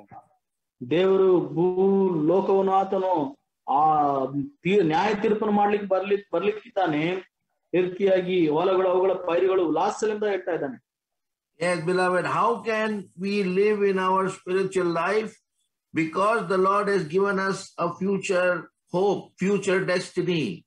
దేవుడు మన జీవితంలో, ఆత్మీయ జీవితంలో ఒక భవిష్యత్తుకు సంబంధించిన నిరీక్షణ ఇచ్చాడు కాబట్టి మనం ఆత్మీయ జీవితంలో నివసించగలము. ದೇವರು ನಮಗೊಂದು ಭವಿಷ್ಯತ್ತಿಗೆ ಬೇಕಾದ ನಿರೀಕ್ಷಣೆಯನ್ನು ಕೊಟ್ಟಿರೋ ಕಾರಣದಿಂದ ನಾವು ಆತನಿಗೋಸ್ಕರ ನಾವು ಜೀವಿಸಲಾಗ್ತಾ ಇದೆ. In John 14:1-3, Lord Jesus told his disciples, I go to prepare a place for you. When I have prepared, I will come back and take you, so that where I am, there you may be also. సువార్త 14వ అధ్యాయం 1, 2, 3 వచనంలో ప్రభు చెప్తున్నాడు, నేను మీకు స్థలం వెళుతున్నాను. నేను స్థలం సిద్ధపరిచిన తర్వాత మరలా వస్తాను. నేనుండు స్థలంలో మీరు కూడా ఉన్నట్టుగా మిమ్మల్ని తీసుకెళ్ళడానికి మరలా వస్తానని ప్రభు చెప్తున్నాడు. ಯೋಹಾನ ಸುವಾರ್ತೆ 14ನೇ ಅಧ್ಯಾಯ ಮೊದಲ 3 ವಚನಗಳಲ್ಲಿ ನಾನು ನಿಮಗೆ ಸ್ಥಳವನ್ನು ಸಿದ್ಧ ಮಾಡೋದಕ್ಕೆ ಹೋಗುತ್ತೇನಲ್ಲ, ನಾನು ಹೋಗಿ ನಿಮಗೆ ಸ್ಥಳವನ್ನು ಸಿದ್ಧ ಮಾಡಿದ ಮೇಲೆ ತಿರುಗಿ ಬಂದು ನಿಮ್ಮನ್ನು ಕರೆದುಕೊಂಡು ಹೋಗಿ, ಯಾಕಂದ್ರೆ ನಾನಿರುವಂತ ಸ್ಥಳದಲ್ಲಿ ನೀವು ಸಹ ಇರಬೇಕು. Then a very important thing we see from verse 37 onwards. 37వ వచనం నుంచి ఎంతో ప్రాముఖ్యమైన సంగతులు చూస్తాం. 37ನೇ ವಚನದಿಂದ ಇನ್ನೂ ಅನೇಕ ವಿಷಯಗಳನ್ನು ನಾವು ನೋಡ್ತೇವೆ. David did something in verse 38. He put some people to be always there to look after the ark and serve the Lord. దేవుని మందసాన్ని చూసుకోవడానికి, దేవుని మందసాన్ని సేవించడానికి దావీదు ఇక్కడ కొంతమందిని నియమిస్తూ వచ్చాడు. 38ನೇ ವಚನದಲ್ಲಿ ದಾವೀದನು ದೇವರ ನಿಬಂಧನಾ ಮಂಜೂಷವನ್ನು ನೋಡಿಕೊಳ್ಳುವುದಕ್ಕೂ ಆ ರೀತಿಗೆ ಆರಾಧನೆ ಕ್ರಮವನ್ನು ಆಚರಿಸುವುದಕ್ಕೂ ಕೆಲವರನ್ನು ಆತನು ಇಲ್ಲಿ ಇರಿಸ್ತಾ ಬಂದನು, ಅವರನ್ನು ಆರಿಸಿಕೊಂಡನು. So we can call this as produce. God has produced the fruit in so many years. దీన్ని మనం ఏ విధంగా చెప్పొచ్చు అంటే, ఇన్ని సంవత్సరాలలో దేవుడు ఒక ఫలాన్ని ఇక్కడ ఉత్పత్తి చేస్తున్నట్టు మనం చూడొచ్చు. ದೇವರು ಈ ಸ್ಥಳದಲ್ಲಿ ಅನೇಕ ದಿನಗಳಿಂದ ತಾನು ಫಲವನ್ನು ವೃದ್ಧಿಪಡಿಸಿದ ಹಾಗೆ ನಾವು ನೋಡಬಹುದು. After planting the church, Carmel, Lord has produced many souls who were saved. The Lord has produced many who were backslidden, restored. The Lord has produced many who were walking with the Lord to become more strong in Him, and also produced many servants of the Lord to serve Him. దేవుడు కర్మేలు ఆరాధన మందిరాన్ని ఈ స్థలంలో నాటిన తర్వాత దేవుడు ఎంతో మంది కొత్త వారిని దేవుడు రక్షిస్తూ వచ్చాడు. ఈ విధంగా కొత్త ఆత్మను ఉత్పత్తి చేస్తూ వచ్చాడు. అదే విధంగా వెనుకంజ వేసిన వారిని ఆత్మీయంగా దేవుడు సమకూర్చి వారిని ఉజ్జీవింపజేసి దేవునితో పాటు బలంగా నడిచేటట్టుగా చేస్తూ వచ్చాడు. మూడోదిగా దేవుడు తన సేవ చేయటానికి, తనని సేవించడానికి తన కోసం నమ్మకమైన వారిని దేవుడు లేపుకుంటూ వచ్చాడు. ఈ విధంగా ఇన్ని ఉత్పత్తులను దేవుడు చేస్తూ వచ్చాడు. ದೇವರು ಈ ಒಂದು ಸ್ಥಳದಲ್ಲಿ ಕಳೆದ ವರ್ಷಗಳನ್ನು ನಾವು ನೆನಪು ಮಾಡಿಕೊಳ್ಳೋದಾದ್ರೆ, ದೇವರು ಅನೇಕರನ್ನು ಎಲ್ಲಿ ರಕ್ಷಣೆ ಮೂಲಕವಾಗಿ ತನಗೋಸ್ಕರ ಉತ್ಪತ್ತಿ ಮಾಡಿಕೊಳ್ತಾ ಬಂದನು. ಅನೇಕರು ಬಿದ್ದು ಹೋದಂತವ್ರನ್ನು ಆತನ ಎಬ್ಬಿಸ್ತಾ ಬಂದನು. ಹಿಂಜರಿದು ಹೋದಂತವ್ರನ್ನು ಆತನು ಮತ್ತೆ ತಿರುಗಿ ನಿರ್ಮಿಸ್ತಾ ಬಂದನು. ಅನೇಕರು ದೇವರ ಸೇವಕರನ್ನು ಆತನು ಎಬ್ಬಿಸ್ತಾ ಬಂದನು. ತನ್ನನ್ನು ಸೇವಿಸುವಂತ ನಂಬಿಗಸ್ತರನ್ನು ತಾನು ಈ ಸ್ಥಳದಲ್ಲಿ ಆರಿಸಿಕೊಳ್ತಾ ಬಂದನು. So for all these reasons, this people with David, they were rejoicing and giving thanks to the Lord, praising His name. ఈ అన్ని సంగతులను బట్టి దావీదుతో పాటు ఉన్న ప్రజలు దేవునికి వందనాలు చెల్లిస్తూ దేవుని స్తుతిస్తూ ఉన్నారు. ಈ ಎಲ್ಲಾ ಕಾರಣಗಳಿಂದ ದಾವೀದನಿಗಿರುವಂತಹ ಜನರು ದೇವನಿಗೆ ವಂದನೆ, ಕೃತಜ್ಞತಾಸ್ತುತಿ ಸಲ್ಲಿಸ್ತಾ ಇದ್ದಾರೆ. They were praising the Lord for His purpose. దేవుని యొక్క ఉద్దేశం కొరకు మనము ప్రార్థిస్తూ వచ్చాం.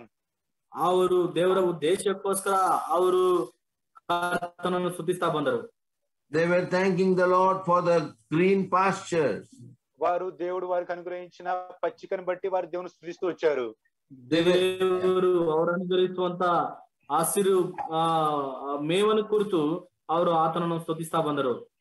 They were praising the Lord for the provision and the protection which the Lord had given them.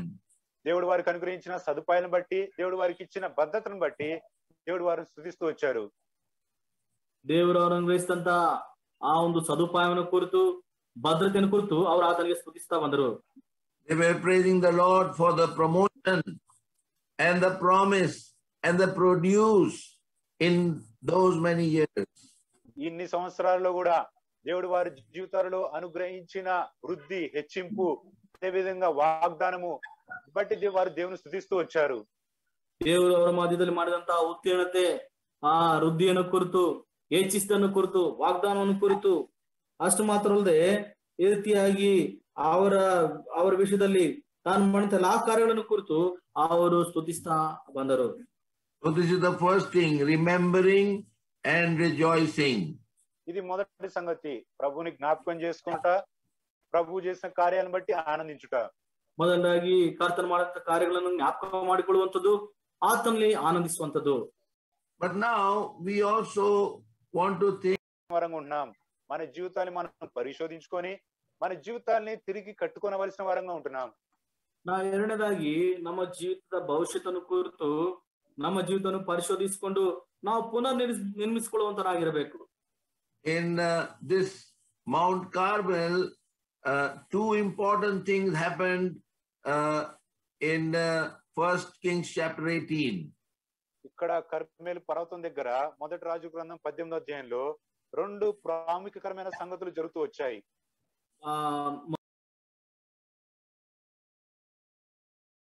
ಪ್ರಾಮುಖ್ಯವಾದಂತ ಸಂಗತಿಗಳು ನಡೆದಿದ್ದನ್ನು ನಾವು ನೋಡ್ತಾ ಇದ್ದೇವೆ. One is because of the prayer of Elijah, fire came down, and the second thing, because of the prayer of Elijah, rain came. ఏలియా యొక్క ప్రార్థన బట్టి మొదటిగా అగ్ని ఆకాశం నుంచి దిగుతూ వచ్చింది. రెండవదిగా ఏలియా యొక్క ప్రార్థన బట్టి ఆకాశం నుంచి వర్షం కురుస్తూ వచ్చింది. ಇಲ್ಲಿ ಏಲಿಯನ ಪ್ರಾರ್ಥನೆ ಮುಖಾಂತರವಾಗಿ ಮೊಟ್ಟಮೊದಲಾಗಿ ಆ ಬೆಂಕಿ ಆಕಾಶದಿಂದ ಬಂತು, ಎರಡನೇದಾಗಿ ಮಳೆಯು ಆಕಾಶದಿಂದ ಬಂದಾಗಿ ನೋಡ್ತಾ ಇದ್ದೇವೆ. Rain speaks of revival. వర్షం అనేది ఉజ్జీవాన్ని గురించి మాట్లాడుతుంది.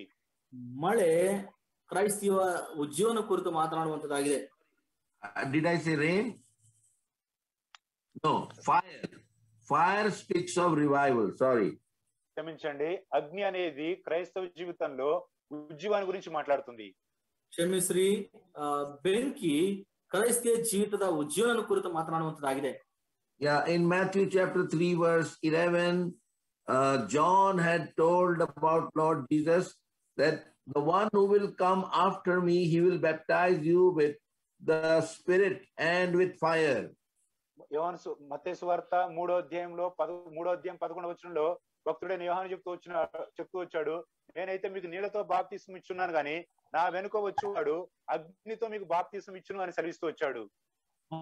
ಸ್ವಾರ್ತೆ 3ನೇ ಅಧ್ಯಾಯ 11ನೇ ವಚನದಲ್ಲಿ, ನಾನಂತೂ ನಿಮಗೆ ನೀರಿನಲ್ಲಿ ಸ್ನಾನ ಮಾಡಿಸುತ್ತೇನೆ, ಆದರೆ ನನ್ನ ಹಿಂದೆ ಬರುವವನು ನನಗಿಂತ ಶಕ್ತನು, ಆತನ ಕೆರೆಗಳನ್ನು ಹೊರಲಿಕ್ಕೆ ನಾನು ಯೋಗ್ಯನಲ್ಲ, ಆತನು ಪವಿತ್ರಾತ್ಮದಲ್ಲಿಯೂ ಬೆಂಕಿಯಲ್ಲಿ ನಿಮಗೆ ಸ್ನಾನ ಮಾಡಿಸುತ್ತಾನೆ ಎಂಬುದಾಗಿ ಹೇಳಿದನು. And we know that when the church came to be born in Acts chapter 2, the Holy Spirit descended upon them as small little tongues which looked like fire. అపోస్తల కార్యములు 2వ అధ్యాయములో సంఘం స్థాపింపబడినప్పుడు పరిశుద్ధాత్మ ఆకాశం నుంచి దిగి వచ్చినట్టుగా చిన్న నాలుకలుగా వారికి కనబడుతూ వచ్చాయి. ಬರುವಾಗ ಅವರು ಚಿಕ್ಕ ನಾಲಿಗೆಯಾಗಿ ಅವರಿಗೆ ಕಂಡು ಬಂದದ್ದನ್ನು ನಾವು ನೋಡ್ತಾ ಇದ್ದೇವೆ. And as fire spreads, in the same way the work of the Lord started spreading after the church was born. ఈ విధంగా సంఘము స్థాపింపబడిన తర్వాత అగ్ని జ్వాలల వంటి నాలుకలు పరిశుద్ధాత్మగా వారి మీద దిగిన తర్వాత దేవుని యొక్క వాక్యముల యొక్క కార్యము ప్రబలమవుతూ వచ్చాయి. ಏಕೆ ಪರಿಶುದ್ಧಾತ್ಮ ಎಂಬ ನಾಲಿಗೆಗಳು ವಿಂಗಡವಾಗುವಾಗ ದೇವರ ಪರಿಶುದ್ಧವಾದಂತ ವಾಕ್ಯವು ಪ್ರಬಲವಾಗ್ತಾ ಬಂತು. Yeah, so many we see there. If you go into the portions of Acts, and first 3,000 saved, then 5,000, then 4,000, and then it were saved. ఇక్కడ అపోస్తలుల కార్యం 2వ అధ్యాయం నుంచి మొదలు పెట్టుకుంటే దేవుని యొక్క వాక్యం ఏ విధంగా వృద్ధి చెందుతూ వచ్చిందంటే మొదట 3,000, ఆ తర్వాత 5,000, దాని తర్వాత 4,000, ఆ తర్వాత జన సమూహం అంతా కూడా ఈ విధంగా దేవునిలో చేర్చబడుతూ దేవుని యొక్క వాక్యాన్ని అంగీకరిస్తూ వచ్చారు.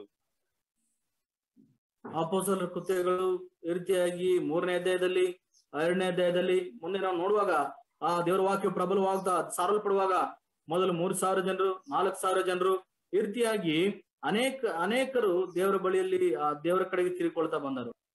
And secondly, rain speaks of blessing. రెండోదిగా వర్షం అనేది ఆశీర్వాదం గురించి మాట్లాడుతుంది.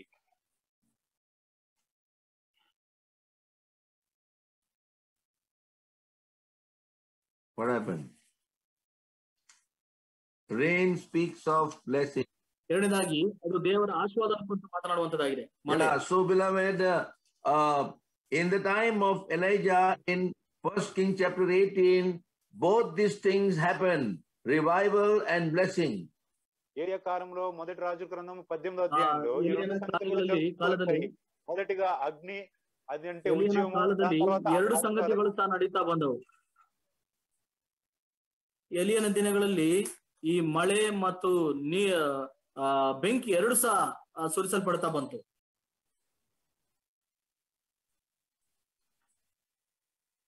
And so we want to just see a little bit that how this revival and rain came. కొన్ని సంగతులు చూస్తాం, ఏ విధంగా ఈ ఉజ్జీవము, అదే విధంగా ఆశీర్వాదము అంటే అగ్ని, అదే విధంగా వర్షం ఏ విధంగా వచ్చే మనం చూస్తాం. ಕೆಲವು ವಿಷಯಗಳನ್ನು ನಾವು ನೋಡ್ಕೊಳ್ಳೋಣ, ಯಾವ ರೀತಿಯಲ್ಲಿ ಈ ಒಂದು ಬೆಂಕಿ ಮತ್ತು ಮಳೆ ಬರ್ತಾ ಬಂತೆಂಬುದಾಗಿ. Yeah, how could Elijah bring that? ఏ విధంగా ఏలియా వాటిని తీసుకొని రాగలిగాడు? ಹೇಗೆ ಎಲಿಯನು ಇವೆರಡುಗಳನ್ನು ತೆಗೆದುಕೊಂಡು ಬರ್ಲಿಕ್ಕೆ ಸಾಧ್ಯವಾಗ್ತಾ ಬಂತು? There are 7 things here. I don't know, we cannot finish all these. ఇక్కడ ఎన్నో సంగతులు ఉన్నాయి, ఇవి సంగతులన్నిటిని కూడా మనం చూడలేము. ಇಲ್ಲಿ 7 ಸಂಗತಿಗಳಿವೆ, ಎಲ್ಲವನ್ನು ನಾವು ನೋಡಲಾರೆವು. There are 7 steps to reach this revival and a blessing. ఈ ఉజ్జీవంలోనికి, ఈ యొక్క ఆశీర్వాదంలోనికి రావడానికి 7 మెట్లు ఉన్నాయి. ಈ ಉಜ್ಜೀವದಲ್ಲಿ ಆಶೀರ್ವಾದಕ್ಕೆ ಬರ್ಲಿಕ್ಕೆ 7 ಮೆಟ್ಲುಗಳು ಇರುವುದನ್ನು ನಾವು ನೋಡ್ತಾ ಇದ್ದೇವೆ. The first thing in verse 21. మొదటిగా 21వ వచనంలో, ಮೊದಲನಾಗಿ 21ನೇ ವಚನದಲ್ಲಿ, and Elijah came unto all the people and said, how long halt ye between 2 opinions? If the Lord be God, follow him, but if Baal, then follow him. And the people answered him not a word. 21వ వచనంలో ఏలియా జనులందరి దగ్గరకు వచ్చి, ఎన్నాళ్ళ మట్టుకు మీరు 2 తలంపుల మధ్య తడబడుచుందరు? యెహోవా దేవుడైతే ఆయనను అనుసరించుడి, బయలు దేవుడైతే వారిని అనుసరించుడి ప్రకటన చేయగా జనులు అతనికి ప్రత్యుత్తరముగా ఒక మాటను పలకకపోయిరి. ಮೊದಲನೇ ಅರಸುಗಳ ಗ್ರಂಥ 18ನೇ 21ನೇ ವಚನದಲ್ಲಿ ಏಲಿಯನು ಎಲ್ಲಾ ಜನರ ಹತ್ತಿರ ಹೋಗಿ ಅವರಿಗೆ, ನೀವು ಎಷ್ಟರವರೆಗೂ 2 ಮನಸ್ಸುಳ್ಳವರಾಗಿರುವಿರಿ? ಯೆಹೋವನು ದೇವರಾಗಿದ್ದರೆ ಆತನನ್ನು ಹಿಂಬಾಲಿಸಿರಿ, ಬಾಳನು ದೇವರಾಗಿದ್ದರೆ ಅವನನ್ನೇ ಹಿಂಬಾಲಿಸಿರಿ ಎಂದು ಹೇಳಿದನು. So here we see the first thing, Elijah brought God's people to a decision. ఇక్కడ మొట్టమొదటిగా ఏలియా దేవుని ప్రజలు ఒక తీర్మానం చేసుకునే స్థితిలోకి తీసుకొని వచ్చాడు. ಮೊಟ್ಟಮೊದಲಾಗಿ ಎಲಿಯನು ದೇವ ಜನರು ಒಂದು ತೀರ್ಮಾನ ತೆಗೆದುಕೊಳ್ಳುವಂತ ಸ್ಥಿತಿಗೆ ತೆಗೆದುಕೊಂಡು ಬಂದನು. That is very important. We have to come to decision or decide. ఇది ఎంతో ప్రాముఖ్యకరమైన సంగతి. మన జీవితాలలో మనం కూడా ఒక తీర్మానం, ఒక నిర్ణయం తీసుకునే స్థితిలోనికి రావాలి. ನಮ್ಮ ಜೀವಿತದಲ್ಲೂ ಸಹ ಒಂದು ತೀರ್ಮಾನವನ್ನು ಆ ಒಂದು ಆರಿಸುವಿಕ ಸ್ಥಿತಿಗೆ ನಾವು ಬರುವಂತವರಾಗಿರ್ಬೇಕು. For example, we see prodigal son. He decided that now I will go to my father. ఉదాహరణకి తప్పిన కుమారుడు, నేను ఇప్పుడు నా తండ్రి ఇంటికి వెళ్తాను అని ఒక తీర్మానం చేసుకున్నాడు. ಉದಾಹರಣೆಯಾಗಿ ನಾವು ತಪ್ಪಿ ಹೋದಂತ ಮಗನನ್ನು ಕುರಿತು ನೋಡೋದಾದ್ರೆ ನಾನು ತಂದೆ ಮನೆಗೆ ತಿರುಗಿ ಹೋಗುವೆನೆಂಬಂತ ತೀರ್ಮಾನ ತೆಗೆದುಕೊಂಡನು. In that same chapter, Luke chapter 15 and verse 10, it is written, if one sinner repents, there is joy in heaven. అదే లూకా సువార్త 15వ అధ్యాయం 10వ వచనంలో రాయబడింది, ఒక్క పాపి రక్షింపబడితే పరలోక రాజ్యంలో ఎంతో గొప్ప సంతోషం ఉంటుంది. ಅದೇ ಲೂಕನ್ ಬರ್ ಸ್ವಾರ್ತೆ 15ನೇ 10ನೇ ವಚನದಲ್ಲಿ ಬರೆಯಲ್ಪಟ್ಟಿದೆ, ಅದರಂತೆ ಒಬ್ಬ ಪಾಪಿ ದೇವರ ಕಡೆ ತಿರುಗಿಕೊಳ್ಳುವ ವಿಷಯದಲ್ಲಿ ದೇವದೂತರ ಮುಂದೆ ಸಂತೋಷವಾಗದೆ ನಿಮಗೆ ಹೇಳುತ್ತೇನೆ ಅಂದನು. We must remember, beloved, that our action touches heaven also. జ్ఞాపకం ఉంచుకోండి ప్రియులారా, మన యొక్క క్రియలు మన యొక్క కార్యములు అవి పరలోకాన్ని తాకుతాయి. ಪ್ರಿಯರೇ, ಜ್ಞಾಪಕದಲ್ಲಿ ಇಟ್ಟುಕೊಳ್ಳ್ರಿ, ನಮ್ಮ ಒಂದು ಪ್ರತಿಕ್ರಿಯೆ ಪರಲೋಕವನ್ನು ತಾಕುವಂತದ್ದಾಗಿದೆ. So our actions should be such that heaven will rejoice. మన యొక్క క్రియలు, మనం చేసే పనులు ఏ విధంగా ఉండాలంటే పరలోకం ఆనందించేదిగా ఉండాలి. ಪ್ರಿಯರೇ, ನಮ್ಮ ಕ್ರಿಯೆಗಳು ಎಂತವಾಗಿರ್ಬೇಕಂದ್ರೆ ನಮ್ಮ ಕ್ರಿಯೆಗಳ ಮುಖಾಂತರ ಪರಲೋಕದಲ್ಲಿ ಆನಂದ ತರುವಂತದ್ದಾಗಿರ್ಬೇಕು. But many times we make such big blunders that instead of heaven rejoicing, many times heaven would be weeping for us.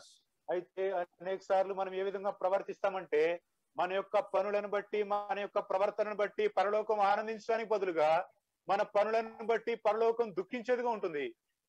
ಅನೇಕ ಸಾರಿ ನಮ್ಮ ಜೀವಿತದಲ್ಲಿ ಯಾವ ರೀತಿ ನಾವು ಪ್ರವರ್ತಿಸ್ತೇವೆ ಅಂದ್ರೆ ಪರಲೋಕದಲ್ಲಿ ಸಂತೋಷ ತರುವ ಬದಲಾಗಿ ನಮ್ಮ ಕ್ರಿಯೆಗಳ ಮುಖಾಂತರವಾಗಿ ಪರಲೋಕದಲ್ಲಿ ದುಃಖವನ್ನು ತರುವಂತರಾಗಿರ್ತೇವೆ. So here Elijah, how sensitive he was. He straight away knew that he must bring God's people to a definite decision. ఇక్కడ ఏలియా ఎంతో స్పష్టంగా ఉన్నాడో చూడండి. ఏ విధంగా అయినా కానీ దేవుని ప్రజలు ఒక ఖచ్చితమైన నిర్ణయం తీసుకొని దేవుని దగ్గర వారికి రావాలని ఖచ్చితమైన తీర్మానంతో తానున్నాడు.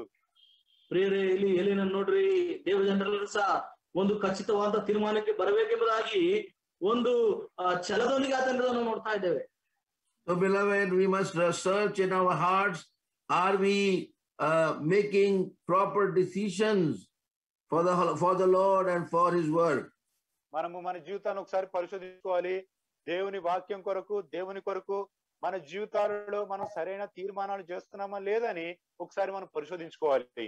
ಪ್ರಿಯರೇ, ನಾವು ಈ ಸಂಗತಿಯನ್ನು ಜ್ಞಾಪಕದಲ್ಲಿ ಇಟ್ಕೊಳ್ಬೇಕು, ಪರೀಕ್ಷಿಸ್ಕೊಳ್ಬೇಕು. ನಾವು ದೇವರಿಗೋಸ್ಕರ, ದೇವರ ಕಾರ್ಯಗಳಿಗೋಸ್ಕರ ಸರಿಯಾದ ತೀರ್ಮಾನಗಳನ್ನು ನಾವು ತೆಗೆದುಕೊಳ್ತಾ ಇದ್ದೇವಾ? When the Lord told to Abraham, get thee out of thy country, thy kindred, and thy father's house, in Genesis 12 and verse 4 we find it is written, Abraham did as the Lord told him. ఆది కాండము 12వ అధ్యాయము 4వ వచనంలో అబ్రహాముతో దేవుడు నీ తండ్రి ఇంటి నుండి, నీ బంధువుల దగ్గర నుండి, నీ ఉన్న స్వదేశం నుండి బయటికి రమ్మని చెప్పినప్పుడు దేవుడు తనతో చెప్పినట్టుగా అబ్రహాము ఆ దేశంలో నుంచి, వారి బంధువుల దగ్గర నుంచి, వారి తండ్రి ఇంటి నుంచి తాను బయటకు వస్తూ వచ్చాడు. ಆದಿಕಾಂಡ 12ನೇ ಅಧ್ಯಾಯ ಮೊದಲ ವರ್ಷದಲ್ಲಿ ದೇವರ ಅಬ್ರಹಾಮನಿಗೆ ನೀನು ಸ್ವದೇಶವನ್ನು, ಬಂಧು ಬಳಗವನ್ನು, ತಂದೆ ಮನನ್ನು ಬಿಟ್ಟು ನಾನು ತೋರಿಸುವ ದೇಶಕ್ಕೆ ಹೊರಟು ಹೋಗಿ ಎಂಬುದಾಗಿ ಹೇಳುವಾಗ ಅದಕ್ಕೆ ಪ್ರತಿಸ್ಪಂದಿಸಿ ಆತನು ಬಿಟ್ಟು ಹೊರಟು ಬಂದನು. So what are the reasons because of which we are not able to make decision? మన జీవితంలో మనం తీర్మానాలు చేయకపోవడానికి గల కారణాలు ఏంటి? ಪ್ರಿಯರೇ, ನಮ್ಮ ಜೀವಿತದಲ್ಲಿ ಸರಿಯಾದ ತೀರ್ಮಾನ ಮಾಡಿಕೊಳ್ಳಲಿಕ್ಕೆ ಆಗದೇ ಇರೋದಕ್ಕೆ ಕಾರಣವೇನು? We will quickly see at least 4 reasons. మనము తొందరగా కనీసం 4 కారణాలను చూస్తాం. ಸಂಕ್ಷಿಪ್ತವಾಗಿ ಕೆಲವು 4 ಕಾರಣಗಳನ್ನು ನಾವು ನೋಡಿಕೊಳ್ಳೋಣ.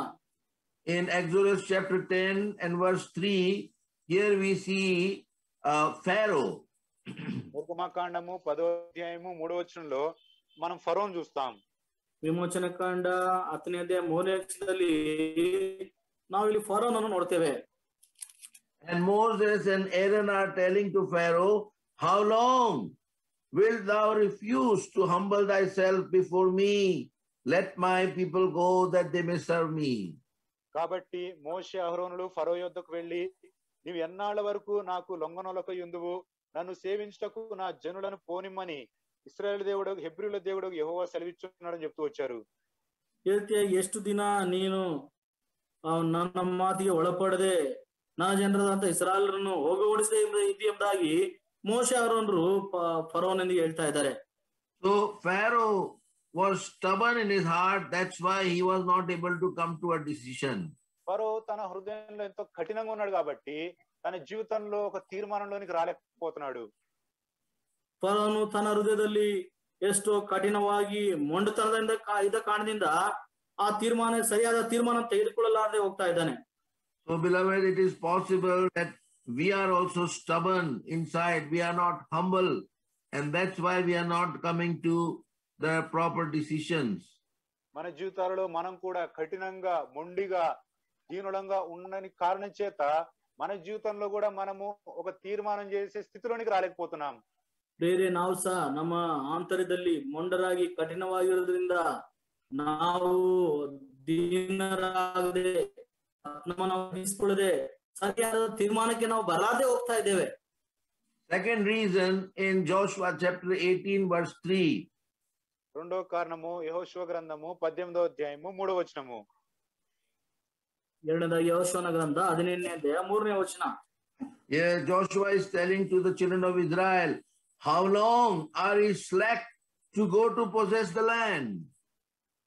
కావున యెహోషువ ఇశ్రాయేలుతో ఇట్లనెను, మీ పితరుల దేవుడైన యెహోవా మీకు ఇచ్చిన దేశమును స్వాధీనపరుచుకొని వెళ్లకుండా మీరు ఎన్నాళ్ళు తడువు చేసెదరు? ನೀವು ನಿಮ್ಮ ಪಿತೃಗಳಂತ ದೇವರು ಕೊಟ್ಟದ ಸ್ವಾಸ್ಥ್ಯವನ್ನು ಸ್ವಾಧೀನ ಮಾಡ್ಕೊಳ್ಳಿಕ್ಕೆ ಎಷ್ಟು ದಿನ ನೀವು ಇನ್ನೂ ತಡ ಮಾಡುತ್ತೀರಿ?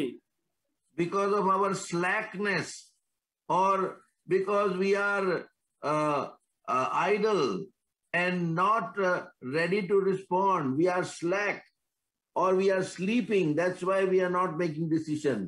మనము తడువు చేస్తున్న కారణం చేత, మనం ప్రతిస్పందించని కారణం చేత, మనం ఉన్న చోటనే ఉంటున్న కారణం చేత, మనలో ఉన్న ఈ మందం చేత దేవుని యొక్క పిలుపుకి మనము ప్రతిస్పందించలేక తీర్మానం చేసుకునే స్థితిలో ఉన్నాం.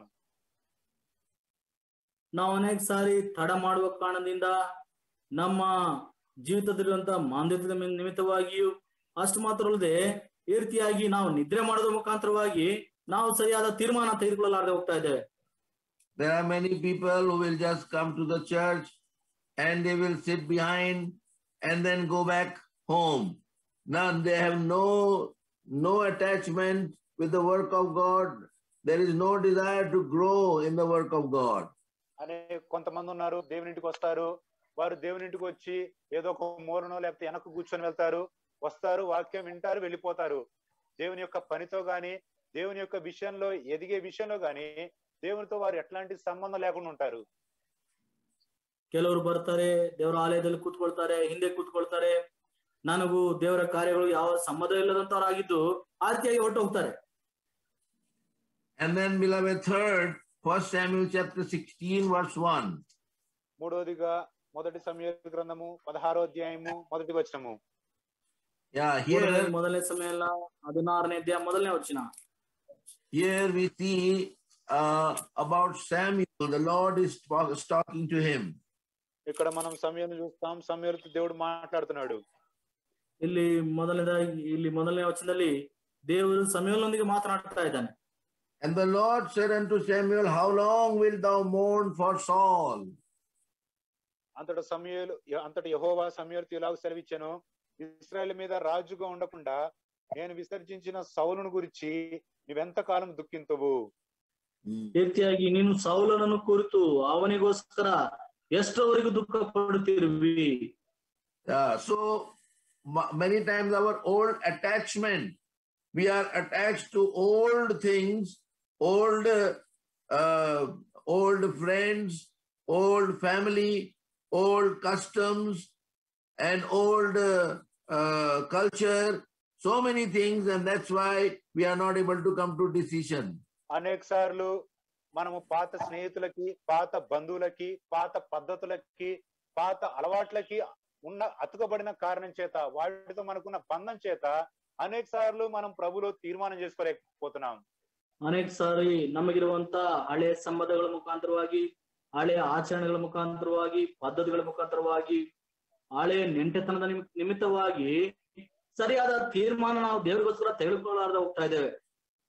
God wanted to choose David, but still Samuel was only thinking about Saul, his old attachment. ఇక్కడ వాస్తవానికి దేవుడు దావీదుని ఏర్పరచుకోవాలని దావీదు కోసం ఎదురు చూస్తుంటే సమూయేలు ఇంకా సౌలు గురించి ఆలోచిస్తున్నాడు.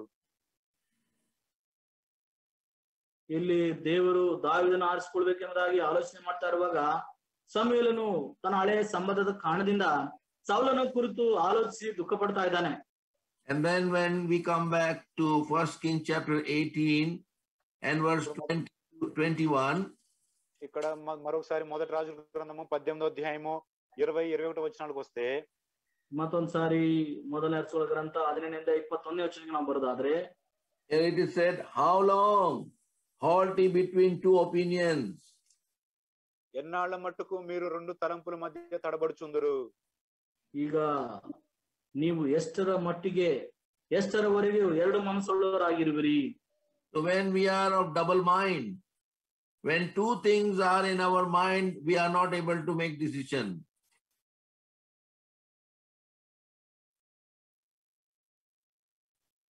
ನಮಗೆ ಎರಡು ವಿಷಯಗಳು ದ್ವಂದ್ವ ಮನಸ್ಸುಳ್ಳವರಾಗಿರುವಾಗ ನಾವು ಯಾವ ತೀರ್ಮಾನ ತೆಗೆದುಕೊಳ್ಳಲಾಗದೆ ಹೋಗ್ತೇವೆ. మనము రెండు మనసులు కలిగిన వారంగా ఉన్నట్టయితే ఏ తీర్మానం చేసుకోలేని వారంగా ఉంటాం. Like we think about the life of Jonathan.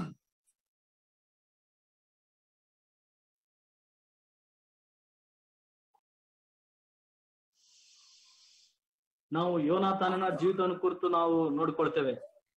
Yeah, he was knowing that David was the chosen king, but still he was sticking on to his father, King Saul. యోనాతాను బాగా తెలుసు దేవుడు ఏర్పరచుకోరిన రాజు దావీదే అని, అయినా కానీ యోనాతాను ఇంకా తన తండ్రి నిర్ణయానికే తన తండ్రి విషయాలకే కట్టుబడి ఉన్నాడు. ಯೋನಾತಾನನಿಗೆ ದಾವೀದನೇ ಆಗ್ಬೇಕಾದಂತ ಅರಸನೆಂಬುದಾಗಿ ಗೊತ್ತಿದ್ದಾಗಲೂ ಸಹ ತನ್ನ ತಂದೆ ಬಳಿಗೆ ದಾವೀದನ್ನು ಕರೆದುಕೊಂಡು ಹೋಗ್ತಾ ಇದ್ದಾನೆ. So he was halting between two opinions, whom to support, whether to go to David or whether to be with Saul. తను రెండు ఆలోచనల మధ్య తడబడుతున్నాడు. నేను ఆ తండ్రి అయిన సౌలునికి మద్దతు ఇయ్యాలా, లేకపోతే దేవుడు ఏర్పరచుకున్న విషయము దావీదుని నేను మద్దతు పరచాలా అని రెండు విషయాల మధ్య తడబడుతున్నాడు.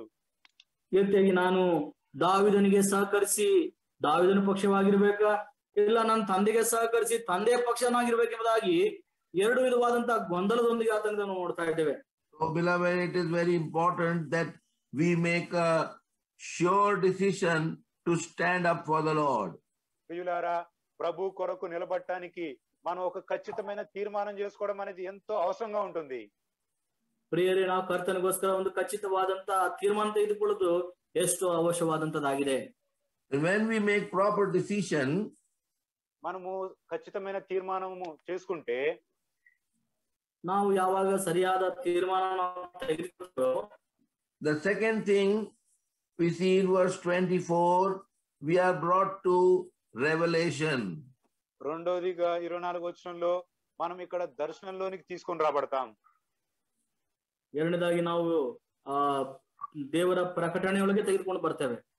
Yeah, he said, call ye on the name of your God, and I will call on the name of the Lord, and the God that answereth by fire, let him be God. So they were brought to a revelation that the one who answers by fire, he is the true God.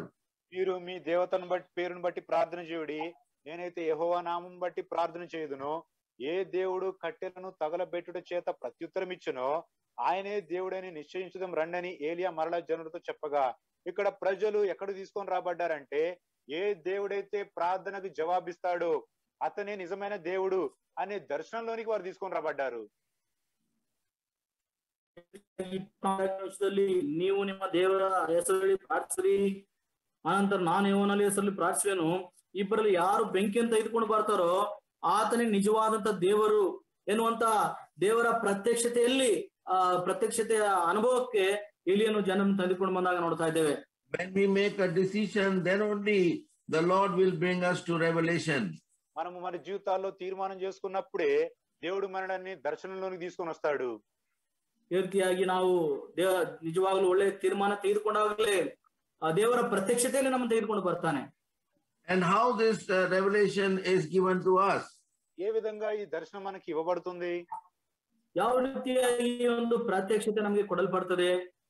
By fire. ಅಗ್ನಿ ದ್ವಾರ. ಇದು ಬೆಂಕಿಯ ಮೂಲಕ ನಮಗೆ ಕೊಡುವಂತದ್ದಾಗಿದೆ. In the word of God, fire represents the word of God. దేవుని యొక్క వాక్యంలో అగ్ని దేవుని యొక్క వాక్యానికి సూచనగా ఉంది. ದೇವರ ವಾಕ್ಯದಲ್ಲಿ ಬೆಂಕಿ ದೇವರ ವಾಕ್ಯಕ್ಕೆ ಅದು ಸಾದೃಶ್ಯವಾಗಿದೆ. In Jeremiah chapter 23 and verse 29, ఇర్మియా గ్రంథము 23వ అధ్యాయము 29వ వచనము, యెరెమీయన గ్రంథ 23:29, నా మాట అగ్ని వంటిది కాదా? 23 verse 29, is not my word like as a fire? 23వ అధ్యాయం 29వ వచనము, నా మాట అగ్ని వంటిది కాదా? ನನ್ನ ವಾಕ್ಯವು ಬೆಂಕಿಗೂ ಸಮಾನವಾಗಿದೆ ಅಲ್ಲವೋ? Then again, the Holy Spirit also is represented as fire. రెండోదిగా పరిశుద్ధాత్మ దేవుడు కూడా అగ్నికి సాదృశ్యంగా ఉంటూ ఉన్నాడు. ಎರಡನೇದಾಗಿ ಪರಿಶುದ್ಧಾತ್ಮ ದೇವರು ಸಹ ಆತ್ಮ ಬೆಂಕಿಗೆ ಸಾದೃಶ್ಯವಾಗಿದ್ದಾನೆ. In Acts chapter 2 verse 3 and 4, we already saw that. అపోస్తల కార్యములు 2వ అధ్యాయము 3-4 వచనాలు మనం ఇప్పటికే చూస్తూ వచ్చాం. ಅಪೊಸ್ತಲರ ಕೃತ್ಯಗಳು 2ನೇ ಅಧ್ಯಾಯ 3-4 ವಚನ ಆವಾಗಲೇ ನೋಡ್ತಾ ಬಂದಿದ್ದೇವೆ.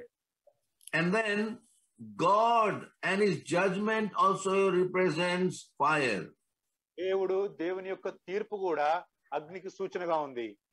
ಈ ರೀತಿಯಾಗಿ ದೇವರ ತೀರ್ಪು ಸಹ ಬೆಂಕಿಗೆ ಸಾದೃಶ್ಯವಾಗಿದೆ. So Hebrews chapter 12 verse 29, God is a consuming fire. హెబ్రీయులకు రాసిన పత్రిక 12వ అధ్యాయము 29వ వచనం ప్రకారంగా దేవుడు దహించు అగ్ని అయి ఉన్నాడు. ಇಬ್ರಿಯರಿಗೆ 12ನೇ ಅಧ್ಯಾಯ 19ನೇ ವಚನ ಪ್ರಕಾರವಾಗಿ ಆತನು ದಹಿಸುವಂತ ಅಗ್ನಿಯಾಗಿದ್ದಾನೆ. So God gives us his revelation through his word. దేవుడు తన యొక్క వాక్యం ద్వారా మనకు దర్శనాన్నిస్తాడు. ದೇವರು ತನ್ನ ವಾಕ್ಯದ ಮುಖಾಂತರವಾಗಿ ನಮಗೆ ಪ್ರತ್ಯಕ್ಷತೆ ಪ್ರಕಟಣೆಯನ್ನು ಕೊಡುವಂತನಾಗಿದ್ದಾನೆ.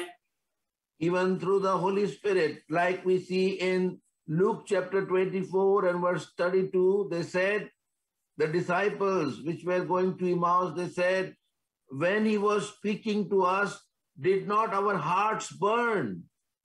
లూకా సువార్త 24వ అధ్యాయము 32వ వచనంలో శిష్యులు ఎమ్మై మార్గంలో నడుచుకుంటూ వెళ్తున్నప్పుడు వారు అంటున్న మాట ఏంటంటే, ఆయన మనతో మాట్లాడినప్పుడు మన హృదయం లోపల మండుచుండలేదా? ಲೂಕಾ ಸ್ವಾರ್ಥ 24ನೇ ಅಧ್ಯಾಯದಲ್ಲಿ ಇಬ್ಬರು ಶಿಷ್ಯರು ಎಮ್ಮೈ ಮಾರ್ಗದಿಂದ ಹೋಗುವಾಗ ಆತನು ನಮ್ಮ ಸಂಗಡ ಸಂಭಾಷಿಸ್ತಾ ಇರುವಾಗ ನಮ್ಮ ಹೃದಯವು ಕುದಿಯಲಿಲ್ಲವೋ ಎಂಬುದಾಗಿ ಅವರು ಹೇಳ್ತಾ ಇದ್ದಾರೆ. And then God judges also, or in other words, his chastening, his rebuke, by that also he brings revelation to us. దేవుడు మన జీవితాల్లో మనల్ని కత్తిరించుట, మనల్ని ఖండించుట ద్వారా కూడా మన జీవితాలలో ఈ విధంగా ప్రత్యక్షతను తీసుకొని వస్తాడు. ದೇವರು ನಮ್ಮ ಜೀವಿತದಲ್ಲಿ ನಮ್ಮನ್ನು ಖಂಡಿಸಿದ ಮುಖಾಂತರವಾಗಿ, ನಮ್ಮನ್ನು ಶಿಕ್ಷಿಸಿದ ಮುಖಾಂತರವಾಗಿ ಸಹ ಆತನು ಈ ಒಂದು ಪ್ರತ್ಯಕ್ಷತೆಯನ್ನು ನಮ್ಮ ಬಾಧ್ಯದಲ್ಲಿ ತೆಗೆದುಕೊಂಡು ಬರುತ್ತಾನಾಗಿರ್ತಾನೆ. Then the third thing which they did in verse 30. 30 వచనంలో వాళ్ళు మూడో సంగతిని చేస్తూ వచ్చారు. మొదటి రాజు గ్రంథం 13:30. 30ನೇ ವಚನದಲ್ಲಿ ಅವರು ಮೂರನೇ ಸಂಗತಿಯನ್ನು ಮಾಡಿದಾಗ ನಾವು ನೋಡ್ತಾ ಇದ್ದೇವೆ. Yeah, they repaired the altar. వారు అక్కడికి వచ్చినప్పుడు యెహోవా బలిపీఠమును బాగు చేసి, ಆನಂತರ ಎಲಿಯನು ಎಲಾಜನ್ನು ಹತ್ತಿರಕ್ಕೆ ಕರೆಯಲು ಅವರು ಬಂದರು. ಅವನು ಹಾಳಾಗಿದ್ದ ಅಲ್ಲಿನ ಯಜ್ಞವೇದಿಯನ್ನು ತಿರುಗಿ ಕಟ್ಟಿಸಿದನು. The altar was broken and Elijah once again repaired the altar. ఇక్కడ బలిపీఠము పడిపోయి విరిగిపోయింది. ఆ బలిపీఠాన్ని ఏలియా బాగు చేస్తున్నాడు. ಇಲ್ಲಿ ಆ ಒಂದು ಯಜ್ಞವೇದಿಯು ಬಿರುಕು ಬಿಟ್ಟತಾಗಿತ್ತು. ಅದನ್ನು ತಿರುಗಿ ನಿರ್ಮಿಸಿದ ಹಾಗೆ ನಾವು ನೋಡ್ತಾ ಇದ್ದೇವೆ ಎಲಿಯನು. This altar is the place which brings us to God. ఈ బలిపీఠం అనేది మనలను దేవుని దగ్గరికి తీసుకొని వచ్చే వేదికగా ఉంటుంది. ಈ ಯಜ್ಞವೇದಿ ಅನ್ನುವಂಥದ್ದು ನಮ್ಮನ್ನ ದೇವರ ಬಳಿಗೆ ತರುವಂತ ಸ್ಥಳವಾಗಿದೆ. Even the altar represents the cross where our Lord Jesus gave his life. అదే విధంగా బలిపీఠం కూడా ప్రభువైన యేసుక్రీస్తు వారు మన కొరకు తన ప్రాణాన్ని అర్పించిన సిలువకు గుర్తుగా కూడా ఉంటుంది. ಈ ಒಂದು ಯಜ್ಞವೇದಿಯು ಕರ್ತನಾದ ಯೇಸು ಕ್ರಿಸ್ತನು ನಮಗೋಸ್ಕರ ಪ್ರಾಣವನ್ನು ಅರ್ಪಿಸಿದಂತ ಶಿಲುಬೆಗೆ ಸಹ ಸಾದೃಶ್ಯವಾಗಿದೆ. So when Jesus Christ gave his life, he brought men and God close to each other. ప్రభువైన యేసుక్రీస్తు ఆ కల్వరి శిలువలో తన ప్రాణాన్ని అర్పించినప్పుడు తండ్రి అయిన దేవునితో మానవుని ప్రభువైన యేసుక్రీస్తు వారు సంధి చేస్తూ వచ్చాడు, ఐక్యపరుస్తూ వచ్చాడు. ಕರ್ತನಾದ ಯೇಸು ಕ್ರಿಸ್ತನು ಆತನ ಶಿಲುಬೆ ಮರಣ ಮುಖಾಂತರವಾಗಿ ದೇವರನ್ನು ಮನುಷ್ಯನನ್ನು ಆತನನ್ನು ಹತ್ತಿರವಾಗಿ ತೆಗೆದುಕೊಂಡು ಬಂದನು. So they were reconciled once again with God. వారు మానవుడు దేవునితో పాటు మరొకసారి సమకూర్చబడుతూ వచ్చాడు. దేవురొందిಗೆ మానవును మತ್ತೊಂದ್ಸಾరి సమకూర్చబడతాడు. So repairing altar means reconciling with God, reconciliation with God. ఈ బలిపీఠంని బాగు చేయటం అంటే ఏంటంటే దేవునితో మరొకసారి మనం సమకూర్చబోటం అర్థము. ಈ ಒಂದು ಯಜ್ಞವೇದಿಯನ್ನು ತಿರುಗಿ ಕಟ್ಟುವಂತದ್ದು ಏನ್ ತೋರಿಸ್ತಂದ್ರೆ ದೇವರೊಂದಿಗೆ ನಮ್ಮನ್ನು ನಾವು ಪುನರ್ ನಿರ್ಮಿಸಿಕೊಳ್ಳುವುದರ ಕುರಿತು ಮಾತನಾಡುವಂತದೆ. So they made the decision. మొదటిగా వాళ్ళు తీర్మానం చేసుకున్నారు. ಮೊದಲದಾಗಿ ಅವರು ತೀರ್ಮಾನ ಮಾಡಿಕೊಂಡ್ರು. They were brought to the revelation. రెండోదిగా దేవుని యొక్క ప్రత్యక్షతలోనికి వారు తీసుకొని రాబడ్డారు. ಎರಡನೇದಾಗಿ ದೇವರ ಪ್ರತ್ಯಕ್ಷತೆಯಲ್ಲಿ ಅವರು ತೆಗೆದುಕೊಂಡು ಬಂದರು. Thirdly, they were reconciled. They were brought to reconciliation with God. మూడోదిగా వారు సమకూర్చబడి దేవునితో సమకూర్చబడే స్థితిలోనికి తీసుకొని రాబడ్డారు. ಮೂರನೇದಾಗಿ ಅವರು ದೇವರೊಂದಿಗೆ ಸಮಕೂಡಿಸಲ್ಪಡಿಸ್ತಾ ಬಂದರು. Quickly we'll see verse 31, 4th, and that will end then. ఎంత తొందరగా 31వ వచనాన్ని చూస్తాం. And Elijah took 12 stones. ఏలియా 12 రాళ్లను తీసుకొని ಯೆಹೋವನಿಂದ ಇಸ್ರಾಯೇಲ್ ಎಂಬ ಹೆಸರು ಹೊಂದಿದ ಯಾಕೋಬನ ಮಕ್ಕಳಿಂದ ಉತ್ಪತ್ತಿಯಾದ ಕುಲಗಳ ಸಂಖ್ಯೆ ಸರಿಯಾಗಿ 12 ಕಲ್ಲುಗಳನ್ನು ತೆಗೆದುಕೊಂಡು. Yeah, this 12 stones is important, means 12 tribes. ఈ 12 రాళ్ళు అనే సంఖ్య ఎంతో ప్రాముఖ్యమైనది. ఇది 12 గోత్రాలకు సూచనగా ఉన్నాయి. ఈ రాళ్ళు 12 ಕಲ್ಲುಗಳು ಎಷ್ಟು ಪ್ರಾಮುಖ್ಯವಾದಂತವಾಗಿದೆ. ಇದರ ಇಸ್ರಾಯೇಲ್ 12 ಕುಲಗಳಿಗೆ ಸಾದೃಶ್ಯವಾಗಿವೆ. So Elijah brought all the 12 tribes together. ఏలియా ఈ 12 గోత్రాలన్నిటిని కూడా ఒక దగ్గరకు తీసుకొని వచ్చాడు. ಎಲಿಯನು ಎಲ್ಲಾ 12 ಗೋತ್ರದ ಜನರನ್ನು ಒಂದು ಕಡೆ ತೆಗೆದುಕೊಂಡು ಬಂದು ಕೂಡಿಸಿದನು. That is called unification.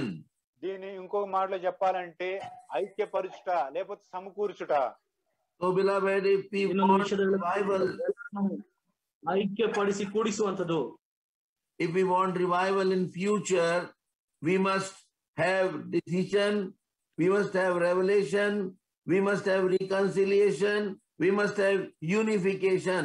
ప్రియులారా, మన జీవితంలో మనకు కూడా ఉజ్జీవం కావాలంటే మన జీవితంలో కూడా మనకి తీర్మానం చేసుకునే స్థితి కలిగి ఉండాలి. మొదటిగా, రెండోదిగా మన జీవితంలో మనం ప్రత్యక్ష పొందిన వారంగా ఉండాలి. మూడోదిగా దేవునితో సమకూర్చబడిన వారంగా ఉండాలి. నాలుగోదిగా ఏకం చేయబడిన లేకపోతే ఐక్యపరచబడిన స్థితిలో మనం ఉంటూ రావాలి. ಪ್ರಿಯರೇ, ನಮ್ಮ ಜೀವಿತದಲ್ಲೂ ಸಹ ನಾವು ನಿಜವಾಗ್ಲೂ ಉಜ್ಜೀವವುಳ್ಳಂತ ಜೀವಿತವುಳ್ಳವರಾಗಬೇಕಂದ್ರೆ ಸರಿಯಾದ ತೀರ್ಮಾನ ತೆಗೆದುಕೊಳ್ಬೇಕು. ಈ ರೀತಿಯಾಗಿ ನಮ್ಮ ನಾವು ತಿರುಗಿ ಕರ್ತನಿಗೆ ಒಪ್ಪಿಸಿಕೊಡುತ್ತವರಾಗಿರ್ಬೇಕು. ಈ ರೀತಿಯಾಗಿ ತಿರುಗಿ ಸಮಕೂಡಿಸಲ್ಪಡಂತ ಅನುಭವದಲ್ಲಿ ಇರಬೇಕು. ಅಷ್ಟು ಮಾತ್ರ ಅಲ್ಲದೆ ಐಕ್ಯತೆಯ ಒಂದು ಪುನರೈಕ್ಯತೆ ಒಂದು ಅನುಭವಕ್ಕೆ ನಾವು ಬರಬೇಕು. And then in verse 36, Elijah is speaking another thing. 36వ వచనంలో ఏలియా మరొక సంగతి మాట్లాడుతున్నాడు. 36 ಮತ್ತೊಂದು ಮಾತನ್ನು ಹೇಳ್ತಾ ಇದ್ದಾನೆ. Let it be known this day that thou art God in Israel, and that I am thy servant, that I have done all these things at thy word. యెహోవా అబ్రహాం, ఇస్సాకు, ఇశ్రాయేలు దేవా, ఇశ్రాయేలు మధ్య నీవు దేవుడవై ఉన్నావనియు నేను ఈ సేవకుడినై ఉన్నాననియు ఈ కార్యములన్నీ నీ సెలవు చేత చేసిననియు ఈ దినమున కనబరుచుము. ಸಂಧ್ಯಾ ನೈವೇದ್ಯದ ಹೊತ್ತಿಗೆ ಪ್ರವಾದಿಯಾದ ಎಲಿಯನು ವೇದಿ ಹತ್ತಿರ ಬಂದು, ಅಬ್ರಹಾಂ, ಇಸಾಕ್, ಇಸ್ರಾಯೇಲರ ದೇವರೇ, ಯೆಹೋವನೇ, ನೀನೊಬ್ಬನೇ ಇಸ್ರಾಯೇಲರ ದೇವರಾಗಿರ್ತಿ ಎಂಬುದನ್ನು, ನಾನು ನಿನ್ನ ಸೇವಕನಾಗಿರ್ತೀನಿ ಎಂಬುದನ್ನು, ಇದೆಲ್ಲ ನಿನ್ನ ಅಪ್ಪಣೆಯ ಮೇರೆಗೆ ಮಾಡಿದನೆಂಬುದನ್ನು ಇವತ್ತು ತೋರಿಸಿಕೊಡು. So Elijah was telling that, Lord, let people know that I have done all these things according to your word. Eli చెప్తున్న మాట ఏంటంటే, ప్రభువా ఈ సంగతులన్నిటిని కూడా నీ ఉద్దేశానుసారంగా నేను చేశానని ఏలియా ప్రకటన చేస్తున్నాడు. ಈ ಎಲಿಯನು ಹೇಳ್ತಾ ಇದ್ದಾನೆ, ನಿನ್ನ ಅಪ್ಪಣೆ ಮೇರೆಗೆ ಇದನ್ನೆಲ್ಲ ಇವತ್ತು ಮಾಡಿದನೆಂಬುದಾಗಿ ತೋರಿಸಿಕೊಡುವುದಾಗಿ ಹೇಳ್ತಾ ಇದ್ದಾನೆ. Everything which we do must be done according to the word of the Lord.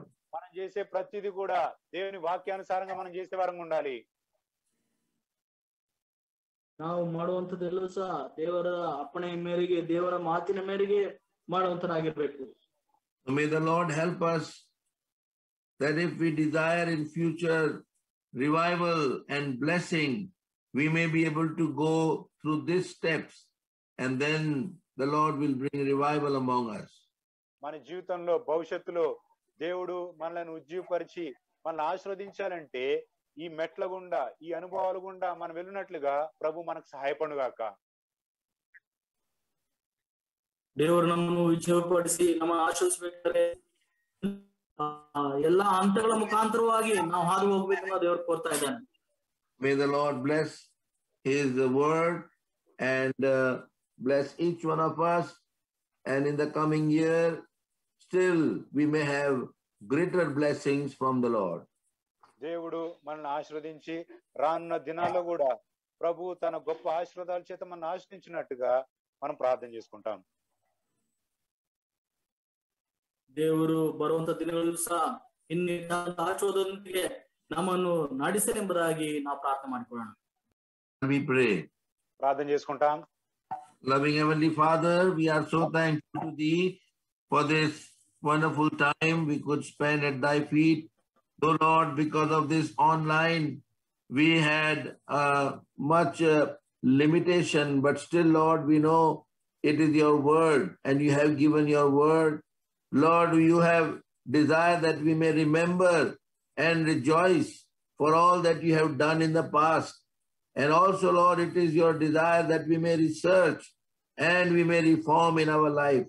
So, Lord, let these two things be happening among Thy people, so that we may rejoice also, and also we may reform. And in future, great things may be accomplished by this church, Carmel, we ask of Thee. So, thanking Thee for this blessed time, asking Thy blessing upon Thy word according to Isaiah 55:11. We ask this prayer with thanksgiving in the precious name of our Lord and Savior, Jesus Christ. Amen. Praise the Lord.